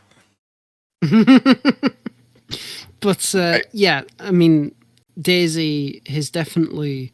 Just going to go to the toilet. Yeah, for sure. It really has changed how I feel about the game. and the experiences now that it'll offer. Like, yeah, sure, you go to a static toxic zone, and you obviously you have to be very careful of your equipment, your filters and whatnot. And when it comes to modding, that's going to be fucking great. I can't wait for that. But now that you're timed when you go to these zones, or if you have the gear to go to a dynamic one, yeah, that's perfectly fine. But now you got the case of, is there anybody going to be waiting for me for when I leave? And stuff like that. And it's like, I have such poor situational words, situational awareness that I'm gonna die so much. I see it, man. I'm gonna die so much due to these toxic zones. I am excited. I am ready for trust my me, stream to see me kind of rage. They because so I forgot about my fun. boots or forgot about my cartridges or something ridiculous. They made this. The amount of times I've went to a static zone without my shoes, like I've had marks and I've had DOG fucking shout and scream at us that I've forgotten my shoes, and it's like, oh shit, all right, sorry lads, fuck me. And I remember one time, my audio cuts out because I got custom software. It cut out while I was in a static zone, and I didn't realize my filter had run out. So I was just walking around and I was just like trying to search for stuff, whereas my character was just straight up fucking dying and choking to death. And I was like, oh shit. Until I checked my messages and I just saw DOG of like 20 messages saying filter. And I'm like, okay, I think there's something wrong with me filter. I'm not too sure though. But no, 1.14, it's an absolutely fantastic update. They've changed so many ways, and they've just changed how you play the game with such a simple, I would say simple addition. It's really not, but with such an addition to the game, you really have to be more wary about what you're doing, because now not only do you have to be wary of players and infected, now you've got to listen for those airstrikes. And if it's and nighttime, the choppers. And the choppers, yeah. And like if it's nighttime and you see that flare go off, you better start fucking running, boy. I really like that that audio for those airstrikes. I really do that. Or artillery, I should say. I wouldn't call it an airstrike, but I really like that, actually. They do need to do something with the daytime, and I do like the feedback I've been seeing about if you have a radio and you have it on, just say on the default 87.8 channel, like a klaxon alarm sounds, if you're in the vicinity of where the airstrike is going to be. Maybe not even a recorded message per se, but just a klaxon alarm. And it gives you a warning, because the flares are hard to see during the day, and it doesn't leave you a lot of time if the first you know of it is the round going off over the top of you. You're in a world of hurt. Because it's like 40 seconds or something like that you have to get out of there. Something like that. That's the number I've seen pop around when it comes to it.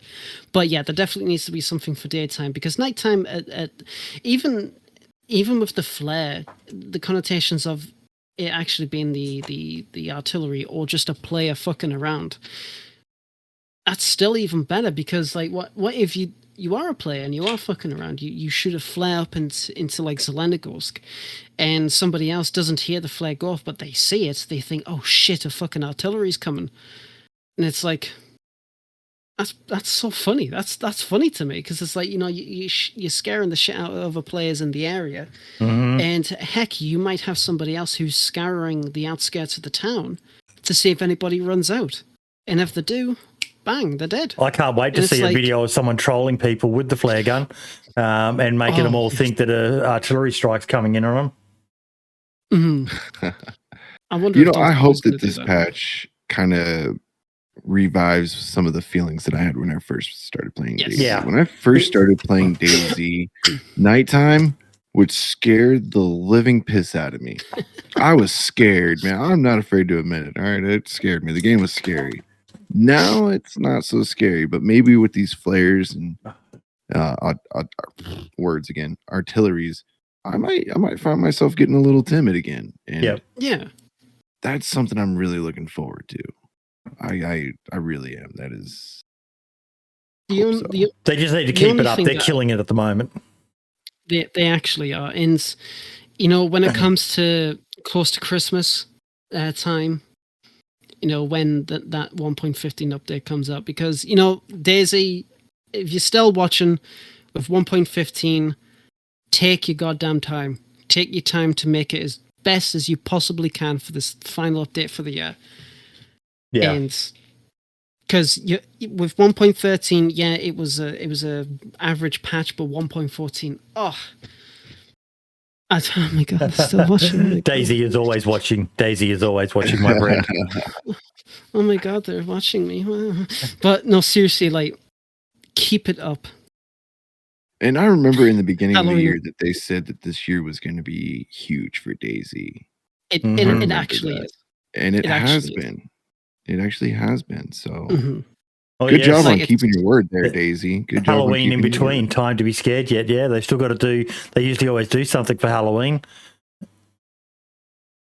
Don't do not fucking tease me like that, because now I'm going to be like, oh my god, is there going to be an update for Halloween? It's like, no, of course the fucking isn't. Now, speaking of updates, Foxtrot, you do your edited videos, mate. Did you check this out? So I haven't checked it out, but I'm in the middle. I'm actually I want to say about 80% done with this video I'm working on. And this is what I want to check out.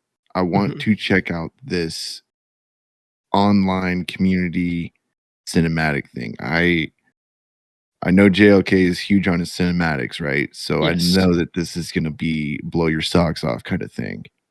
I want to test it out. I haven't tested it yet, so knowing JLK and InclementDab, it's a banger.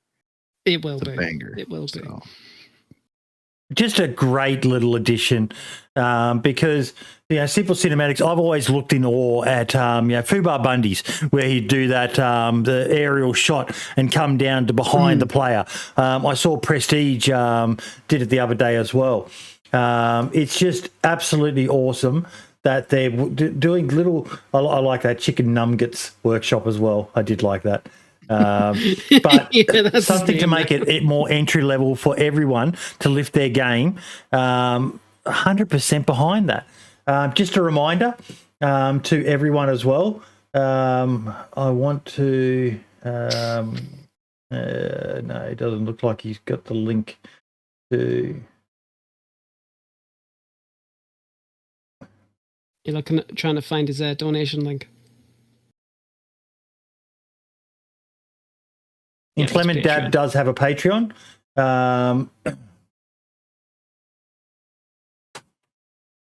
guy does so much for the community. If you've got a few bucks spare, consider supporting him on Patreon, along with not just him, but to most of them out there. There's some amazing people out there doing some awesome work. I do like the tiers on his red tier, crouton tier, stuffed pizza crust tier. So yeah. I like that. Yeah. There's some very creative modders out there, very imaginative, and just talented, honestly. So Oh God, I agree with that. But no, that was just a very, very good little tier. Mod to make things better for the modding community out there. For the content creation community out there to be able to do those nice flash little intros. But yeah, I did want to come back to this point. We touched on it before, but Twitch Prime, guys. Set yourself a reminder on your phone if you've got Amazon Prime and you're using Twitch Prime on your favorite creator. It really is average that Twitch does not give people reminders when your Twitch Prime sub is about to expire. We talked a bit earlier about the stresses of being a content creator, and yes. Twitch Prime is a great way for you to be able to get access to Prime Video, Amazon Prime, free shipping and all the rest of it. But it also gives you that free sub, and that $2.50 or $3 or $5 or however much they get could mean the world to that content creator that you're doing. But Twitch really needs to lift its game with doing this for their content creators, because these people, I replied to it. They kind of misunderstood my point of view when I replied, but Twitch uses this as a feeder to get people to sign up for their Prime program, which gets them a monthly income. So they need to remember that the people who are pushing people signing up to Twitch Prime to get that so-called free sub, they rely on that income, and they need to do more to support their content creators. Twitch does. So find this tweet from the Running Man. I'll share it and give us some traction. I don't know whether he tagged Twitch. No, I don't know why he didn't. Maybe he's worried about them getting angry at him or something, but retweet it, tag him, let him know that it's not acceptable. The pressures it places on people is just insane, with their financial security, not knowing what their monthly check is going to be until they get it. It's pretty hard. It's pretty fucking hard on people. It really is. Yeah, they shouldn't make it harder than it needs to be. Honestly, they should just. How hard is it to send a notification out? Hey, your Twitch Prime is running. Yep, the same as they do for the paid subs. They should do it. Surely it can't be difficult to implement. They do it already for paid subs. Your sub's expiring in X amount of days or whatever. They should do it for the Twitch Prime as well. But will we see a change in them? I don't know. But yeah. Only time can tell. Mm-hmm. Exactly. Cooking grenades. This one frustrates me. The grenade tripwires. I fucking love them. I've said for ages that we needed a way to defend your bases better and things like that. But I'm hearing that people are taking the pin out of grenades, putting the pin back in, and it's cooked off part of the time, and then they're putting it onto the tripwire, and it's almost an insta-death. That's not how grenades work, DayZ. Didn't Rav do a video on cooking grenades? I believe he did a while back.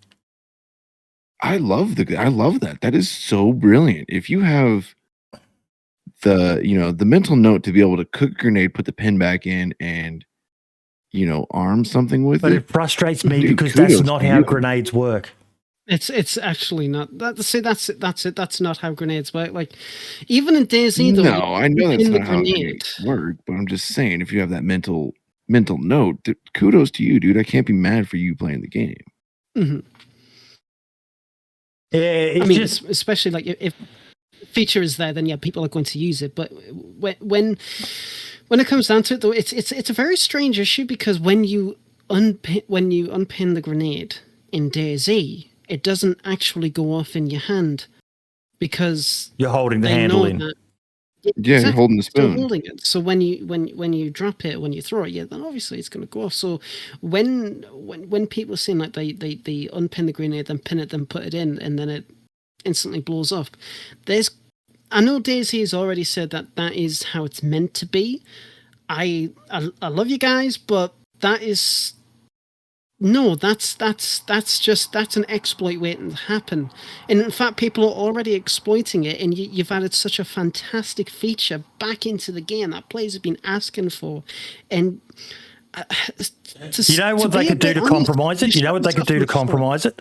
They could have normal grenades, which are more common, which are on a timer, and then they could implement a fused instantaneous grenade. I'm not even sure if that exists. I've got a vague recollection that it may, but one that is designed to be used on a booby trap, or maybe it's got an extremely short timer. It's a different model grenade. It's rare as hen's teeth, maybe only drops and chopper crashes and tier 4 toxic zones and stuff like that. And if you find them, you can use those on your booby traps so that they go off instantaneously when the person trips the grenade, but not allow every grenade in the game. Because let's face it, having played a bit of experimental, grenades are pretty fucking common. They're not a rare item by any stretch of the imagination. And it's borderline, they fixed the issue that I was always complaining about with landmines. If you're at full health, a landmine won't kill you. It'll really fuck you up, but it won't kill you. Grenades, though, will kill you, as they should. Yeah. So correct me if I'm wrong, and I very well may be wrong on this, but a Claymore explosive works off a tripwire. No. Kind of. No. Claymores work off of a clacker, which is they're a command detonated item. You put a fuse into the top of the Claymore.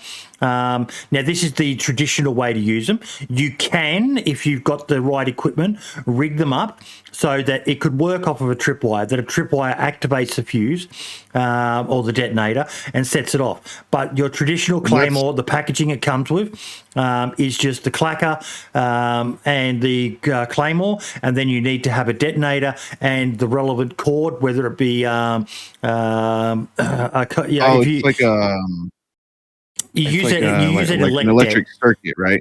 Yes, you use an electrical det usually for a Claymore. Yeah. You could use a non-elect det and just have it set off of a fuse that you lit and it goes off, but that kind of defeats the purpose. The Claymore is not a mine per se, but it's a command detonated weapon that's generally used for ambushes or for defensive positions, so that when the enemy are at a certain point, you grab the clacker and you 1, 2, 3.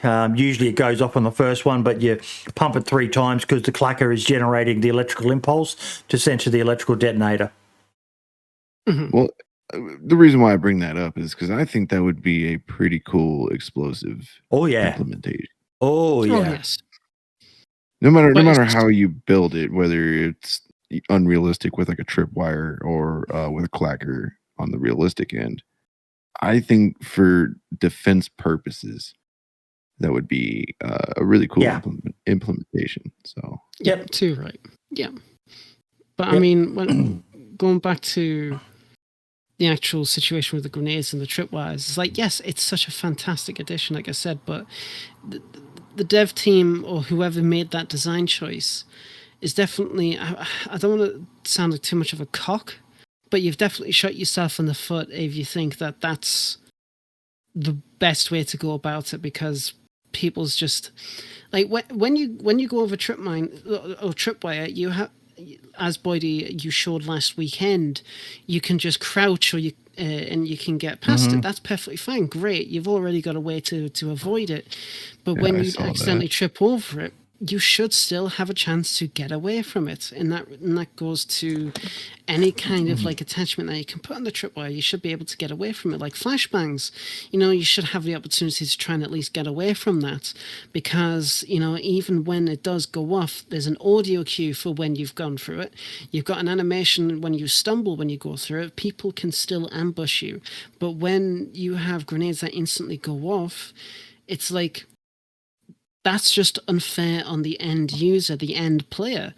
You should still have an opportunity to get out of that situation. Because I'd like it if they added an interesting mechanic, such as if you trip it and then hold shit, lay down, you get less of a blast. Because grenades generally do tend to funnel upwards. There's still some that goes out, but maybe less damage if you have the presence of mind to lay down when you've tripped a tripwire. That would. I definitely see what you're coming from. Because just being on the receiving end of something like that would be rage inducing. Yes. That said, as a defensive item, I don't have an issue with an instantaneous grenade. No. That's why I think it'd be great to use make a rarer grenade that is instantaneous or has a 1 second fuse or something like that, as opposed to the traditional 4 to 5 second fuse that most grenades have. Definitely rare. Explosive device. like a nail bomb.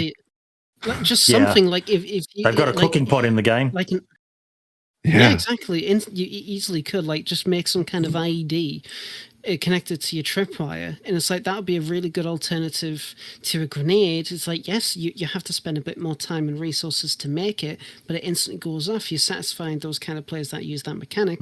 But if you have a grenade, and it's like you're satisfying both parties in that case, it's like that you're still able to use the tripwire as intended, but as a player you still have the opportunity to get away from it. I think they should work more on the stealth takedown animations. I agree as well, but I've heard they're doing new animations for different weapons. Scotty, yes, but that's not how grenades work IRL. Once you pull the pin on the grenade and you're holding it in your hand, you're still holding the lever that basically holds the activator, that once that activator flips over, it strikes the detonator in the top of the grenade, or the fuse in the top of the grenade, which starts the fuse, which heads down to the detonator, which sets the grenade off. You could pick up a grenade, but you cannot turn it off. There's not an on-off switch for... There may be grenades that exist nowadays that I'm not aware of, but the traditional grenades do not work that way. No, they don't. Exactly. And... Like, once you've let go of it, that's it. Yeah. Time to duck. It's nobody's friend. Once that lever has flown off, it is nobody's friend. You chuck it towards the bad guys and hope to God. Yeah. And as well, Enoch, on the YouTube chat, there's no date right now. Could be this week, could be next week. Who knows? We'll find out when. I'm actually liking that they're taking their time because it's such an important patch. It's such an important patch. They need to make sure they've got it, because quite usually it's been only 1 to 2 weeks, and now we're past 2 weeks since this one's dropped. So it says to me that they're really working on the fine tuning, the intricacies of this toxic cloud and the FAMAS, and I'm really enjoying it. Yeah, hopefully when they drop it, they don't have too many hot fixes for it. Hopefully it can just run smooth. I appreciate that they're taking their time. Especially as it's probably the biggest update for console as well. They really want to make sure this one hits the console crowd as a winner. They don't want to score an own goal on this one. No, exactly. And like I said, everything that they've done for this patch has been absolutely wonderful. It's been great. I haven't been personally affected by the Tripwire situation. I've only heard about it from Mike Doherty and whatnot. But that is probably one of the very few negative things I can think of with this patch. And if the dev team do listen and they are able to change that, that would be absolutely bloody fantastic, and it will go to prove more that they are listening to us, which is great, which is what to know that they are listening and they understand. So that would be fantastic. But 1.14 has been an absolute stunning update. Keep it up, and just like we said, just take your time with it. Don't rush it. That's the one thing. Like, I know there's a lot of pressure you guys get, and you get a lot of flack from people who like, "Oh, fix your fucking game, fix the cars." Oh my god! But when it comes down to it, Michael, I just saw Michael's comment as well. I'm kind of with you. I've got a character on the DayZ Down Under server.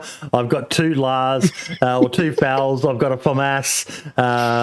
I've got so much stuff. I'm kind of. I said to Spud, I'm dreading when it goes stable, because I'm just enjoying running around and finding chopper crashes. And it's you said before, Foxtrot, about how it doesn't have a truck. That's because you fucking stole it, you bastard. I don't have NVGs either, because some fucker KOS'd me at a checkpoint as well. I was running around trying to find tyres, and I get back in and I got KOS. Who KOS's on experimental unless you've got a FAMAS and you want to see how well it works? But you said before, Foxtrot, about how you hope this one brings back a bit of the initial thrill of DayZ. It has for me. Like I said, I'm loving the 1.14, and I'm really enjoying the base game again for what it is. Yes, it's still not perfect. What game is, though? I've talked about Scum a few times. Scum still has some major fucking issues. All games do. What game is perfect? Barring Tetris. Tetris is the perfect game. Not fucking can't fix it. But lately, DayZ has been giving me that gratification that I was talking about earlier. I've been more happy with the game in the last couple weeks than I have been in a long time. Yeah. Too right. Whether that be because of the modded server I'm on, or the way that DayZ devs are handling it, or the community, or just whatever it is, I'm not sure, but I have been enjoying it a lot more lately.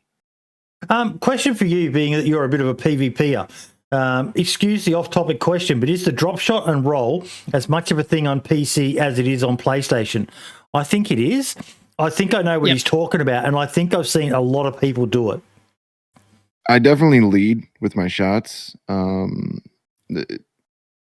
Like for a moving target, yes, I definitely lead with my shots. For a but I think he's talking about when you hit the ground and roll over and basically change your profile that you're shooting from. Does the bullet drop affect from not bullet drop. It's not bullet. He's talking about when you're running along, you see, and maybe like someone's behind you, you hit the ground, go into the rolling position, into the prone position, and then roll over and shoot from on the ground to make a smaller target. I know exactly what he's talking about. Yeah, it's kind of a thing. What I mostly see that on is like deathmatch servers, V++, stuff like that. That's what I mostly see it on, and I laugh because I'm a horrible shot anyway. I'm gonna shoot at your feet, so roll all you want. Yeah, I know certain servers actually ban. Like if you're caught doing that, you get banned because it's an explosive. Really? Okay, yeah, that's exactly what he was talking about. Yeah, the snaky move. Yep. Hey, Rag Tyson, how you doing? I saw Cinnamon in here as well. Shout out to both of them. Cinnaman's actually making me watch and enjoy Console DayZ. Him and his crew that he rolls with are fucking hilarious. Definitely check the guy out. Chuck him a follow, folks. Even if you're a PC master race, I've been watching some of the videos they've released and they're fucking hilarious. They got into a gunfight on Livonia. Oh my fucking God. It was so funny. So funny. And Vicky, there is a flare over the area before the toxic rocket arrived. One guy said we talked about that earlier, that there would definitely be, it would definitely be worthwhile if it encouraged people to have a radio and have that radio turned on as well, which could open up to more interactions as well. So I think that is a must do. For DayZ, that they implement some sort of klaxon alarm. Doesn't even need to be a voice of someone announcing it. Just if you're in the area where the strike is going to hit, a klaxon alarm sounds on the radio. I know it's not very realistic, but it just gives you that little bit of an advance warning at the same time as the flare comes, because during the day, it's nigh on impossible to see that flare. Nighttime, it's creepy as fuck. It's awesome. It's awesome. Absolutely fucking awesome. I need to find a fucking vanilla type server that actually has the dark and night setting, because I hate playing on the normal night setting. Yeah, I hate the nightlight. I hate the personal fucking nightlight on servers, and that's on vanilla. That's one thing I don't like. Is that at nighttime you get that little glow like you're fucking Edward from the fucking Twilight series or whatever. No, yeah, that glow was weird. I remember when they first implemented that. That was weird. Yeah. Now we talked about base building already. Please do a base building patch. But the one shared a post on. Sorry, not the one. No one.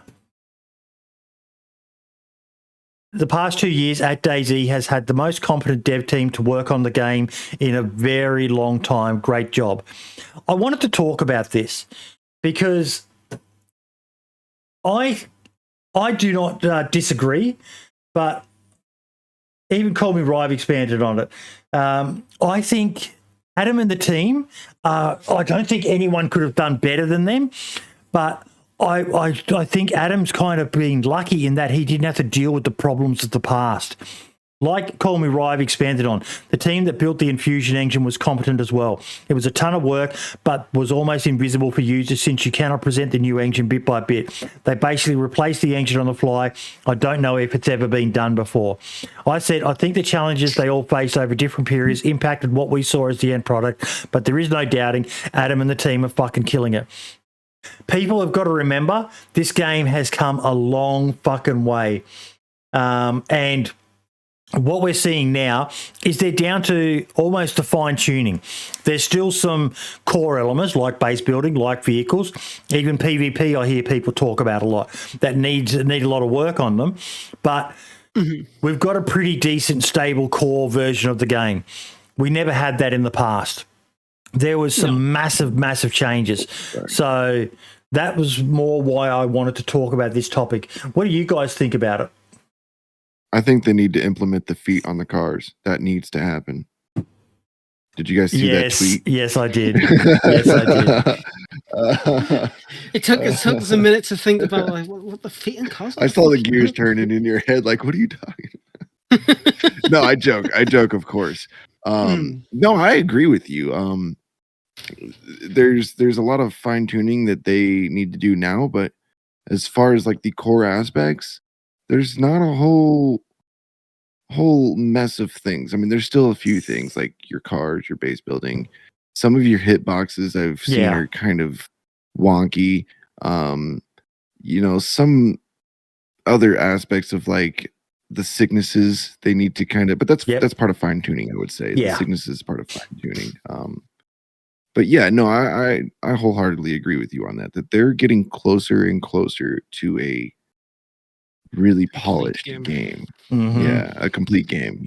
Yeah. I think when it comes down to it, the only thing, without adding brand new content that we've never seen before, the thing that the DayZ dev team, if they are given permission by the higher ups, because as we all know, it's not them that makes the decisions for what comes out in the new patch. It's the people in the high positions than them who tells them this is what you need to focus on, kind of thing. But as they say, shit rolls downhill. Mm-hmm. Exactly. Once the vehicles have been quote unquote fixed, once the networking side of the game has been fine-tuned to the point where vehicles work really, really well, given the various different networking conditions, and they bring back all the missing content, especially the weapons and the melee weapons and whatnot from alpha into this full game. Bring back bows. Especially the bows, yes. Non-ironically, bring back the bows. DayZ would probably be in the best place it could ever be. Mm-hmm. In terms of vanilla, not in terms of modding, not in terms of consoles, but in just terms of absolute what DayZ originally represents. In terms of all the content that I had in 0.62, and now all the extra content that we've had from 0.63 and onwards, and the advancement of the Infusion engine. And maybe, I don't know, maybe if there's going to be a kind of project where we get like a DayZ 2, but maybe it's ported over again to the full Infusion engine, but make sure that is as much stuff as possible actually does get ported over literally 1-to-1, if that's ever possible. I know you guys had a lot of issues with it, as is very, very, very, very well fucking known. But DayZ, as we always say, it's never been a better position, but it's still going to get better. Yes. And once you guys, you convince the higher ups somehow where all the old content can be brought back, where we can get that, the Red 9, we can get the MP with the I'd forgotten about the Red 9. The stripper clips, all those kind of stuff. Once we can get those back into the game with the advancements that we have now, DayZ would probably, it will be the absolute best survival game you can possibly play. Mm-hmm. And it's only going to get better if Bohemia Interactive allows it to be. Yes, sure, the modding support is there, But when the actual game is continuing to get development, when it's continuing making advancements, I feel towards like not they've only had a turnaround, mate. I feel like they've had a turnaround, mate, and they're investing into the honestly, game yes. again. They absolutely have like had a turnaround. When like Do you want to know my it's conspiracy theory why? Do you want to know my conspiracy theory why? Armour 4 has been delayed, and they need to keep that cash coming in, and DayZ is a winner. That's my theory. That's my conspiracy theory. I need to get myself a tinfoil hat that I can grab and go, it's time for Morty's conspiracy theory. Here's my tinfoil hat. I want a tinfoil hat. I was going to say I want a tinfoil hat emoji, but you cannot now. but like, yes, I mean, from 0.63, whereas it was an absolutely fantastic update, it was such a poor update. Like, yes, we got the new engine, but we lost so much in the process. Yes. And the original team who made that engine, absolutely hold them in high regard. So much respect. They fucking faced a oath. lot of shit. Eugene, Brian, fucking Peter, all the rest of them. Everyone. They're all fucking legends. And they just didn't get to do the glory. They didn't get to do the money shot. Adam and the team are fucking killing it, though. And they're not just resting on their laurels, though. And that's why they should be saluted. We're not downplaying what they say. They're fucking killing it with what they're doing. Absolutely fucking killing it. And it's like, and the one thing that I really like about the current team is, especially, with Scotty, with someone who's in charge of like, the PR aspect of things. It's like, well, community side of things, is that they are actually in touch with the community. Samrak, he's good friends with a lot of people in the modding community. That they're very open to criticism. They always listen and they're always upfront about things. Like, you see Scotty stream now, which is fucking fantastic. I love watching him stream. He's a good PvPer as well. Is he? I wouldn't know. He plays on console, so I automatically. No, but seriously though, it's like, I know I've talked on, mattered on enough about this topic, but the current team, whereas all the shits they have faced in the past couple of years, you guys keep fucking doing it. You're doing so fucking amazingly. And again, I can't wait to see what else you guys come up with. I saw Brian Hicks. He made a tweet. He was so excited about that, wasn't he? He was so happy. Yeah, if I remember rightly, he did not believe that was ever going to be possible. Yeah, he thought they'd given up on it. He thought they'd given up, and he was so excited to see it. Yeah. And exactly, it's like, and he's not the only person excited. So, and DayZ dev team, fucking love you guys.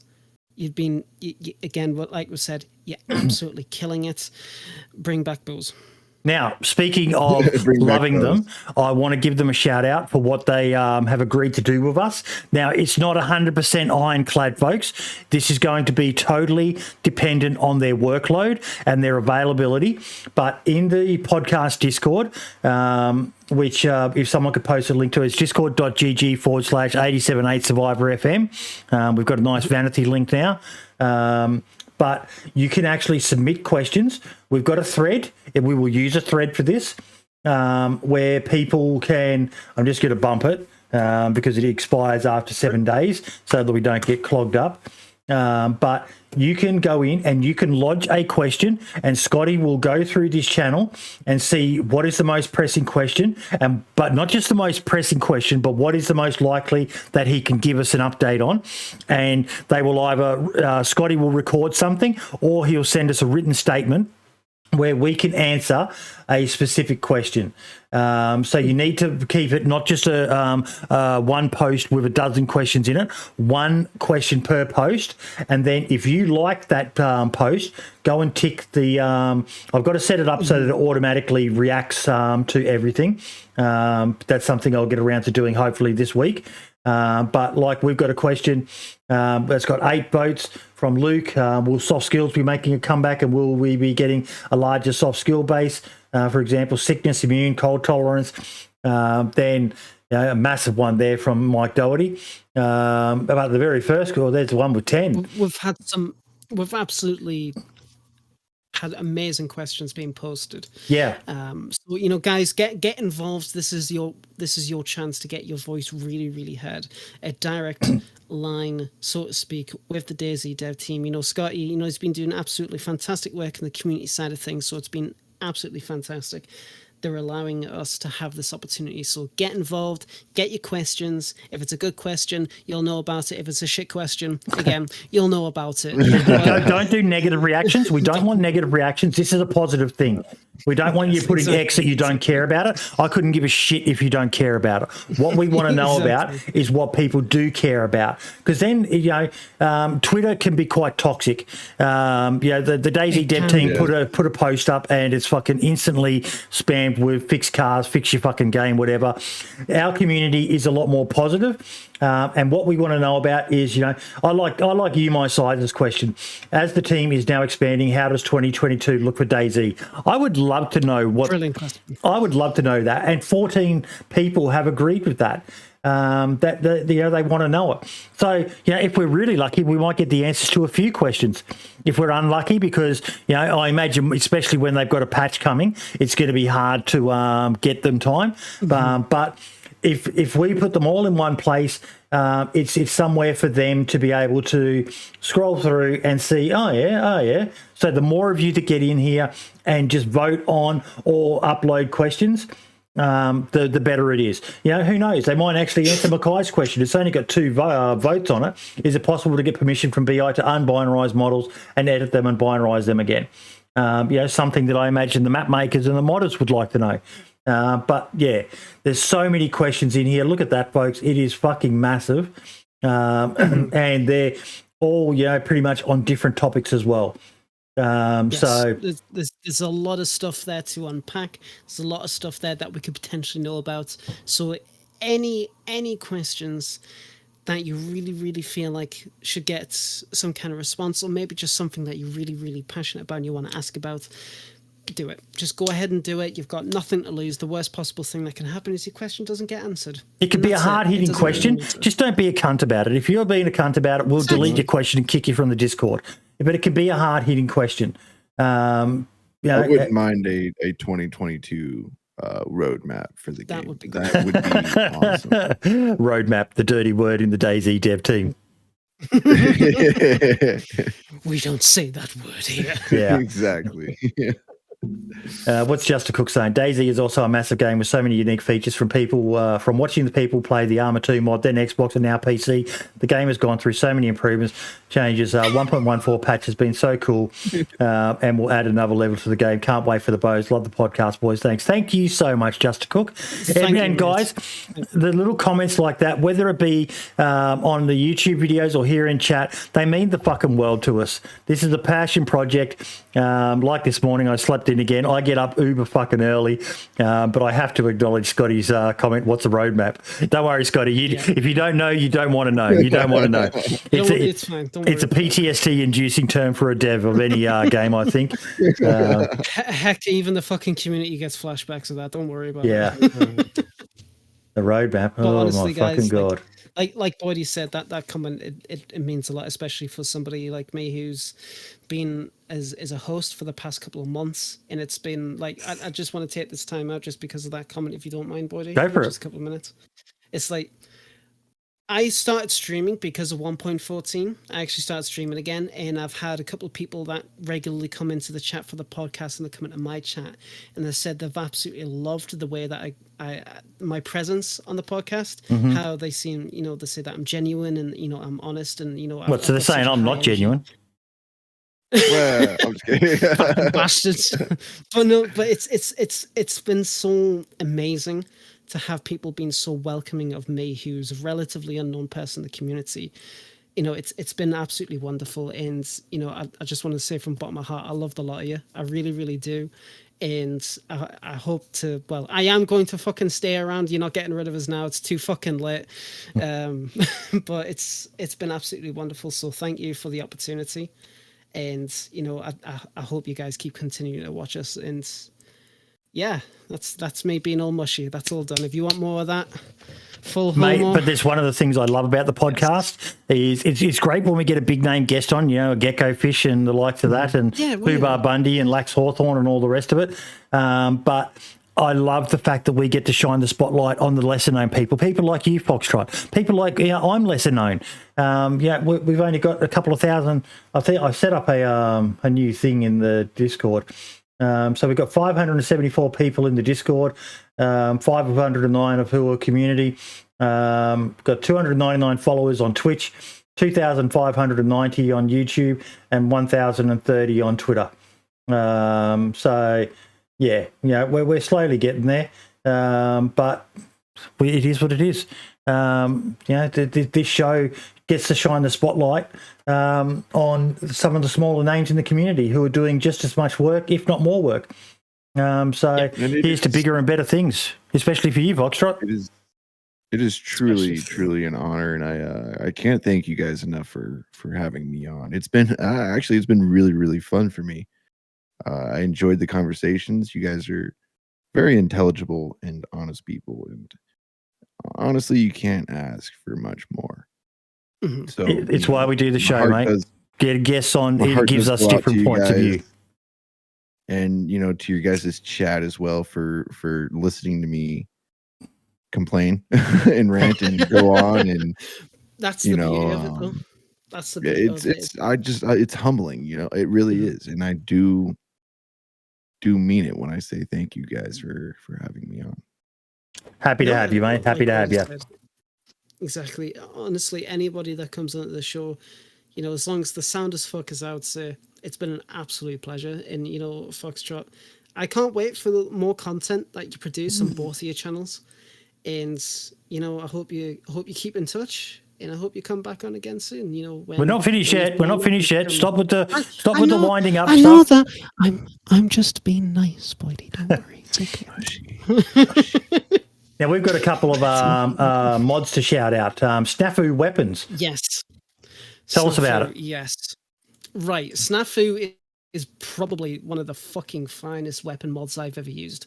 We use it extensively on XDK. I'm good friends with Mono, one of the modders for it. They got help from... They're sexy models. Mate, honestly, right? Okay, so... yes, the mod is very big. It's about nearly 3 gigabytes. But the amount of content that each model has is fucking wonderful. And they're going through a process where all the older content they've got in the mod pack, they are currently revitalizing and remaking and whatnot. And the amount of time they've spent working on everything for this mod is brilliant. In the recent V9 update, which our player base is really, really enjoying, they've added a modular system. So certain weapons, the certain M4 platform, he's made it so it can attach multiple different types of grips depending on the kind of like different attachments that you've got on. And it obviously, as with normal DayZ weapons, it affects the actual performance of the weapon. But there's just so much stuff that you can do with the mod. There's so many weapons that you can use. The different calibers is absolutely wonderful. The ammo balance on that mod was bad. Has he updated the modo add-on? Yes, he has. He is they are constantly updating. Sorry, I ramble on a little bit more, but the great thing about this weapon mod, this weapon pack, is that every single weapon that they produce, they base on the real-life counterpart 1-to-1 as much as they can. That includes down to the weight, the fire rate, the materials, how it handles, and including the calibers for the bullets that they use. They do some extensive testing. If I remember rightly, they actually have somebody who goes out onto a firing range to shoot weapons to get the sounds for the mod. That's gnarly. That is gnarly. What if I don't know anybody else that does that, but it's such a wonderful mod. Try it out. It's got really, really good choice. And with 1.14 with the bullpup animations, expect more. I would love to see a mod of this caliber, but more focused on civilian weapons. Yes, yeah, definitely.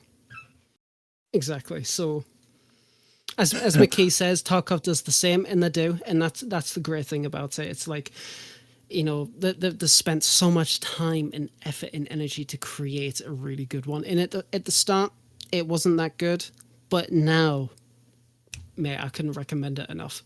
So this mod looks like it would be like 3 mods in one, because I remember when I had a server up, we had to have like 2 different gun mods just to get, you know, the good variations of what we wanted. Yes. This mod looks like it's got most of it just in one man, package, which is ideal for any yeah. server owner. Yeah, they've definitely got some really nice weapons and some really, really nice attachments. I'm actually I'm in discussion with him in regards to compatibility and adaptability for XDK, so it works even better for our server. And not saying that the mod works bad, but S gunplay, S visual kind of messes up even with vanilla weapons. So, you know, got to fine tune it. And that's the great thing, is that he's open to criticism and always willing to help as much as they can. So find a server, make a server, use this weapon mod. Can't recommend it enough. In that order. Well, maybe in that order. In that order. Yes, exactly. Does it have damaged? Do the weapons deteriorate as they get damaged? Because I've noticed that with some of the mods, that the weapons stay pristine no matter what state they're in. No, they take extra care and attention to the details of their mod, and that includes the damage states. Okay, that's good. That's really good to hear. Mm-hmm. But in fact, some really sexy models. Some really sexy models up there with the base version weapons in the game. Mm-hmm. And the great thing I like about the dev team as well is that if you're a genuine and honest modder and you want to know more, they will teach you. They've been teaching me more about how to properly implement weapons so it doesn't cause client and server crashes. They've been talking to me more about damage ballistics and how it actually functions and stuff like that. They know a hell of a lot, and they're always willing to teach other people. So if you want to know about stuff, give them just leave a question for them as well. That's pretty genuine. I like that. Mm-hmm. Now, another mod that we've got to shout out, which I know you know about as well, is Rag Tyson's Beehive mod. Yes, so I still haven't had a chance to fully check it out, but Rag Tyson was talking about it last week, I believe it was as well, and it's another layer of the game where it's like, obviously for your more faction-y and PvE role play. It's something really, really intricate and nicely done to do something in the game, like especially for those kind of like certain servers where it's like, you know, you've got your base set up and you've got everything all sorted out and whatnot. It's like, okay, now what do you do? Well, yes, sure, you can run a massive drug empire, sell a bunch of like weed and cocaine and shit like that. I see it. Or now. you can become a beekeeper.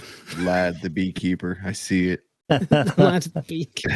I see it. It'd be nice if there was some sort of medicinal, like I know you can use honey as a dressing for wounds because it doesn't. It's basically it's immune to infection, to disease or bacteria. Sorry, bacteria. So it'd be great if there was extra reasons for creating it as a, yes, you can use Tetra, but if you get a wound infection, smear some honey on it and it heals it over time. Yeah, little things like this I love about, yes, we've been talking about how great the vanilla version of the game is, but if you want a more in-depth, you add this and Dumpgrass metallurgy and Hell Retex's survival, and you can have a really immersive mod. Yes. Apparently the bees are dangerous, Sentinel, so yes, you could technically use a beehive as put one at your base gate or something like that, and they do cause damage though. Is that right, lad? I'm not too, like I said, I'm not too sure. I haven't experienced the mod too much. I still need to go in and actually try and find a server where I can use it. I wouldn't mind if, Rag Tyson, if you're still here, if like at some point you can. McKay says, yeah, they do. So there you go. Great. Yep. But it's that's the thing, as you said, Boyd. It's like, yes, sure, we've talked a lot of good stuff about the vanilla game, but the modding community is equally as fantastic. And yeah, sure, it's really good. As we just talked about SNAFU, it's really good to have weapon mods and updates. But to make something that really, really involves you more into the game and gets you really deep It's not into all it, about just killing people. It's exactly. yeah. Make honey. Make sweet, luscious honey. I like Vicky's comment. Really sexy models. My girlfriend. What are you looking at? I'm surprised my missus hasn't poked her head and gone, what are you looking at? You're in the doghouse, boy. As an apiarist, I approve. I'm glad you like it, Sentinel. Mate, to check it out, if you can, maybe give him some feedback. I'm not sure how much Rag Tyson actually knows about the realities of it, but I'm certain he would appreciate some feedback from someone who actually does it as a hobby. Yeah, definitely. Go for it. I know a And lot that's- of that's the politicians thing. here in Australia use beehives as a scam for getting their land converted to primary producing, which is lower rates or something like that. They whack a couple of beehives in, and yeah, it's a bit of a scam with politicians apparently. Oh Lord. Well, to be fair, politicians are wankers, so I mean, what do you expect? Yes. Yes. Hey now. They solve all the problems. Yeah, the problems they start. Mate, fucking, and I know we don't talk about politics and we won't any further apart from this one final comment. Boris Johnson, the British Prime Minister, is making the UK, or at least England, move to the imperial system. What? Yes. No way. Yep. What? He's yes. He wants us to go back to the imperial system. It's like, no, don't. But yeah. Hey. That's interesting. That's an interesting one. We'll. I actually did a stream earlier this week where we talked about anything and everything, and I'm going to be doing more of those streams. So I'm going to be doing them on this channel because I'm just enjoying talking about anything and everything, whether it be DayZ or whatever. And yeah, I might have to touch on that topic again, lad, one morning when you're available, which is usually your night times and that, and we can flesh that one out in more detail. But yes, yeah, we certainly shall. we've got a VOD from a few days ago. Check it out. We talked about anything and everything from Afghani refugees to bloody mental health and all sorts of stuff. It was a really, really conspiracy hour with Boydie. Now that's something I'll subscribe to. I would be game to join that one as well. It's Conspiracy hour. great. The only rule is just be respectful. You don't have to agree, but just be respectful that people have a different opinion to you. Have a complete and justified discourse. No need to argue or get irate. Yep. It's all just talk. Besides, that's Now, nothing to worry about. content creator shout out. I had a channel recommended to me. Her name is Captia NIFTY. She's an Aussie. I didn't know she was an Aussie. But I love her about description. I started playing DayZ late last year and still learning the map and exploring the game. I have next to no skills in DayZ except one which involves lots of patience, and that is cracking locks. I enjoy doing it and I don't know why. I stream regularly on Twitch, drop in and say hi. When I saw that, it was a good squad in DayZ is brilliant. She's got a bit of ASMR sort of ambient, gentle, deep sleep music, 5 minutes of listening. So it's a bit of a mix-up, but definitely capitalising on some of those go to sleep videos. But intermixed with that is some DayZ content, and I just really, really enjoyed it. She seems to play with a lot of overseas people on that, but yeah. Someone who specialises in cracking locks, most squads would kill for someone who enjoys that. Yeah, right. I know I would. Here, enter some numbers for a good 4 hours. Yep. So I'll share her channel. But yeah, there aren't too many of us code crackers out there. That's my forte. Yeah, and I do wonder, is there any science to it, or is it just pure luck? It's just... There's got to be common codes. I mean, there is, yeah, but, just check out the common codes, and if that doesn't work, start from 0000 and go on from there. Right. Sentinel saying there is science to it, so yeah. Someone should do a good video on it. I reckon that'd go well with showing people what's going on. ladies and gentlemen, we are down to near the end of it. Once again, a reminder.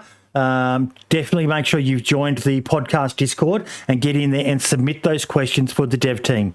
No negative reactions, only positive reactions. As I said on Twitter the other day, there's too much fucking negative shit going on in DayZ right now. We don't need any more of it. So we're going to focus on being positive, and we want to know the most pressing questions that you guys have about anything and everything DayZ related. Put them in there, and if they get the time, yeah, Michael, I love talking about American politics. American politics is fucking hilarious. Absolutely fucking hilarious to me. And yeah, you do have some crazy politicians. I think every country does. The new tooth, hopefully by Christmas. I've got to go get a CT scan, and I've got to get another scan for my prostate, which is, God, I love getting old. Fuck, I love getting old. Getting old is just so fucking awesome. Not. But All I yeah, want for Christmas is my 2 front teeth. it's My pretty 2 much it. front teeth. Pretty much it. I do. It's been since I think it was about October when I broke it eating an icy pole. Yeah. So individual spotlights. Foxtrot, we'll start with you, mate. Is there anything or just anything at all, mate, that you want to shout out that's DayZ related? Can be your own stuff, could be something you saw and amazed you. Anything at all, mate. Oh, I was caught off guard with this. It's fine. No, I mean, I got the squad that I run with, but Yep. I'd have to get their links and stuff. Tell us Let their me names. see if I can. Post One of them them in is chat. Chaotic, Yep. and the other one is Black Moon. So, here, let me get those for you guys real quick. And they make content Since as I well, have do they? this- Yeah, they're Twitch streamers. They Yep. are Twitch streamers. So good guys. They don't have much of a following quite yet, but I'm sure that'll change in the near future. Good dudes. I gotta find their doodads. Well, while he's doing that, what about you, lad? Well, I've been really busy with work this week and whatnot, so I haven't really been able to keep up with stuff. I was going to talk about how Scotty got shot in the head. Oh, That was absolutely fantastic. But then I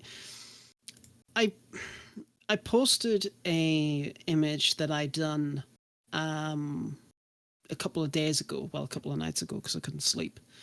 Just messing around with the DayZ editor and like the different like kind of like tools Yep, that I saw that it uses. Mm-hmm.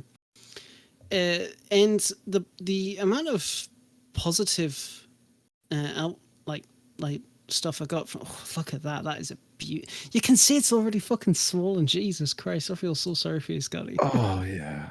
Oof. He's got to update us with some colors, man. I gotta see he the did colors. send me a picture, but I can't. It won't open on my messages. Oh. So unless he posted on his public one, I can't show it. But apparently, it is starting to bruise nicely. Oh, spicy. But yeah, the amount of positive comments that I got from it, I even got Taupe. Yes. Talk to us a little bit about it. Seeing that actually use different characters, but it's criticism, and that's great, you know. And I took it in. And I liked your good, reason, though. You said that you haven't seen much fan art with those two character models, so that made sense to me. Yeah. As I did agree with what he said, they didn't look very apocalyptic, but I agreed with your reasoning as to why you chose those two, because I was looking at them going, are they actually models in the game? Well, there you go. I never use them. I use the old guy. yeah, exactly. I use the old guy too if I have a choice.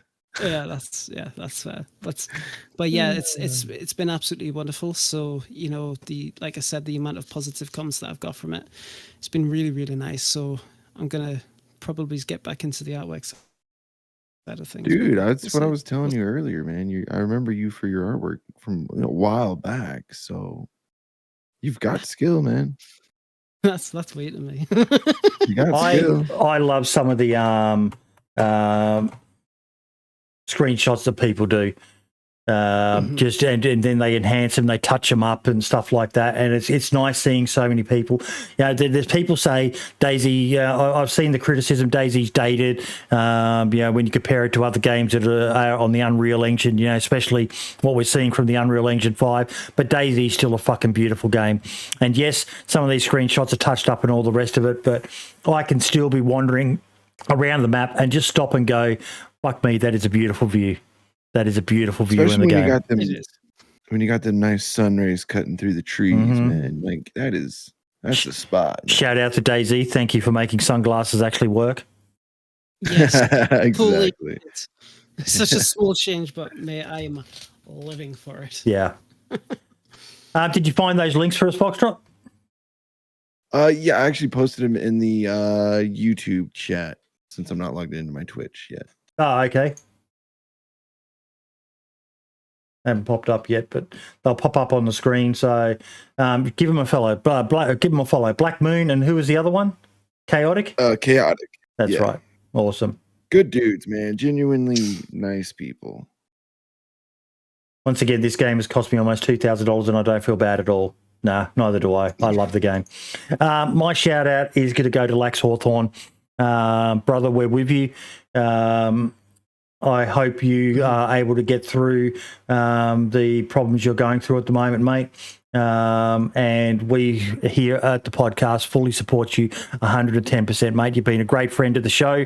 One of the few big names who's supported us, even as chaotic as I am. Lax has always had our back. And we wish you all the best with the future. Whatever it holds, IRL or God knows what else. But yeah, all the best, mate. Much love from everyone here at the DayZ Podcast and 87.8 Survivor FM. Too fucking right. Hope you pull through, dude. I really do. Now, next week, we have our players episode. I'm pretty sure. Yes, it is our players episode. And one of our patrons, Melbourne, is going to be on the show. And we also are looking for one more person. So if you would like to be on the episode with Melbourne, hit us up in the Discord. Patrons have had long enough to register now, so it's open to anyone. There's a channel in the Discord, player guest registrations. Put it in there, pretty much usually first in, best dressed. You get to come on and you get to talk about anything and everything DayZ related with us. So you're right, yeah. Just come on, just have a blast. We're gonna have a good fucking time. There we go. No, but yeah, come along.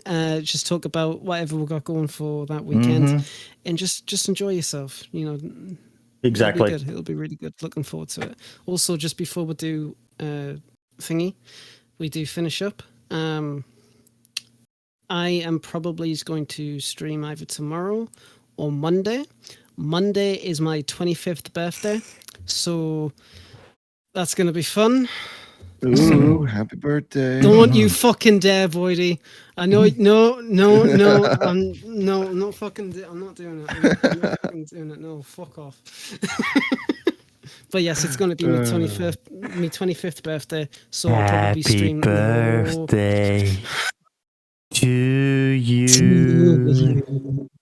Happy birthday to you. Happy birthday, dear that Twitch lad.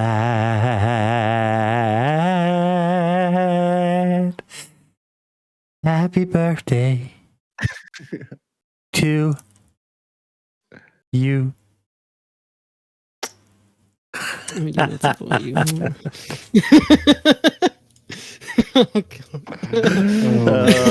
Love you, mate. Love you. Happy birthday. 25, buddy. Quarter of a century. Quarter life crisis. Quarter life crisis. But yeah, so I'm going to work for my birthday, so going to be up bright and early. But thank you everyone. But, jump in and watch him stream, folks. Birthday streams are always something special, and it's always made all the more special if you've got a few people there watching. So definitely check him out. Thank you.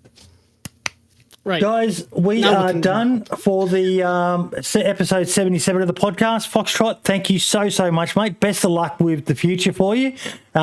Keep on keeping on, mate. You'll crack that algorithm one day and you'll blow up and you'll be the next JLK, mate. Hey, I do appreciate it. I don't know about the next JLK, maybe the next Foxtrot, but yeah. No, I do appreciate you guys having me on. It was an absolute blast, and you guys definitely need to take care and keep it up, man. You guys are killing it. Well, mate, I enjoy playing it. I enjoy doing the podcast. It's a passion project. I love DayZ. I love talking DayZ, and I love talking with people about DayZ and getting guests like you on, whether you're a big name or a small name. It's just great to hear different perspectives because the beauty of DayZ is there's no right or wrong way to play it. It's just whatever you enjoy. Exactly. Just don't get addicted, okay? Don't get fucking addicted. This game can really suck you in, but we've talked about that already. Remember to do your give and take. Gotta remember your give and take. Yeah, post your stream in chat there. Vlad, good boy. Hit that follow, folks. Hit that follow button and make sure you turn notifications on. So you know when he goes live. I don't stream regularly just as a precaution, but I am going to slowly, when I want to, try and get back into it a little bit more. But don't push yourself, mate, because that's where you end up burning out. No. Yeah, exactly. But, it'll be fun. It'll be good. So, yay. Awesome. Thank you, Florida. Okay, ladies and gentlemen, we are done for episode 77. Foxy, thank you. Lad, thank you. Say bye-bye, everyone. Love you, bye. Everyone. Take care. And ciao for now.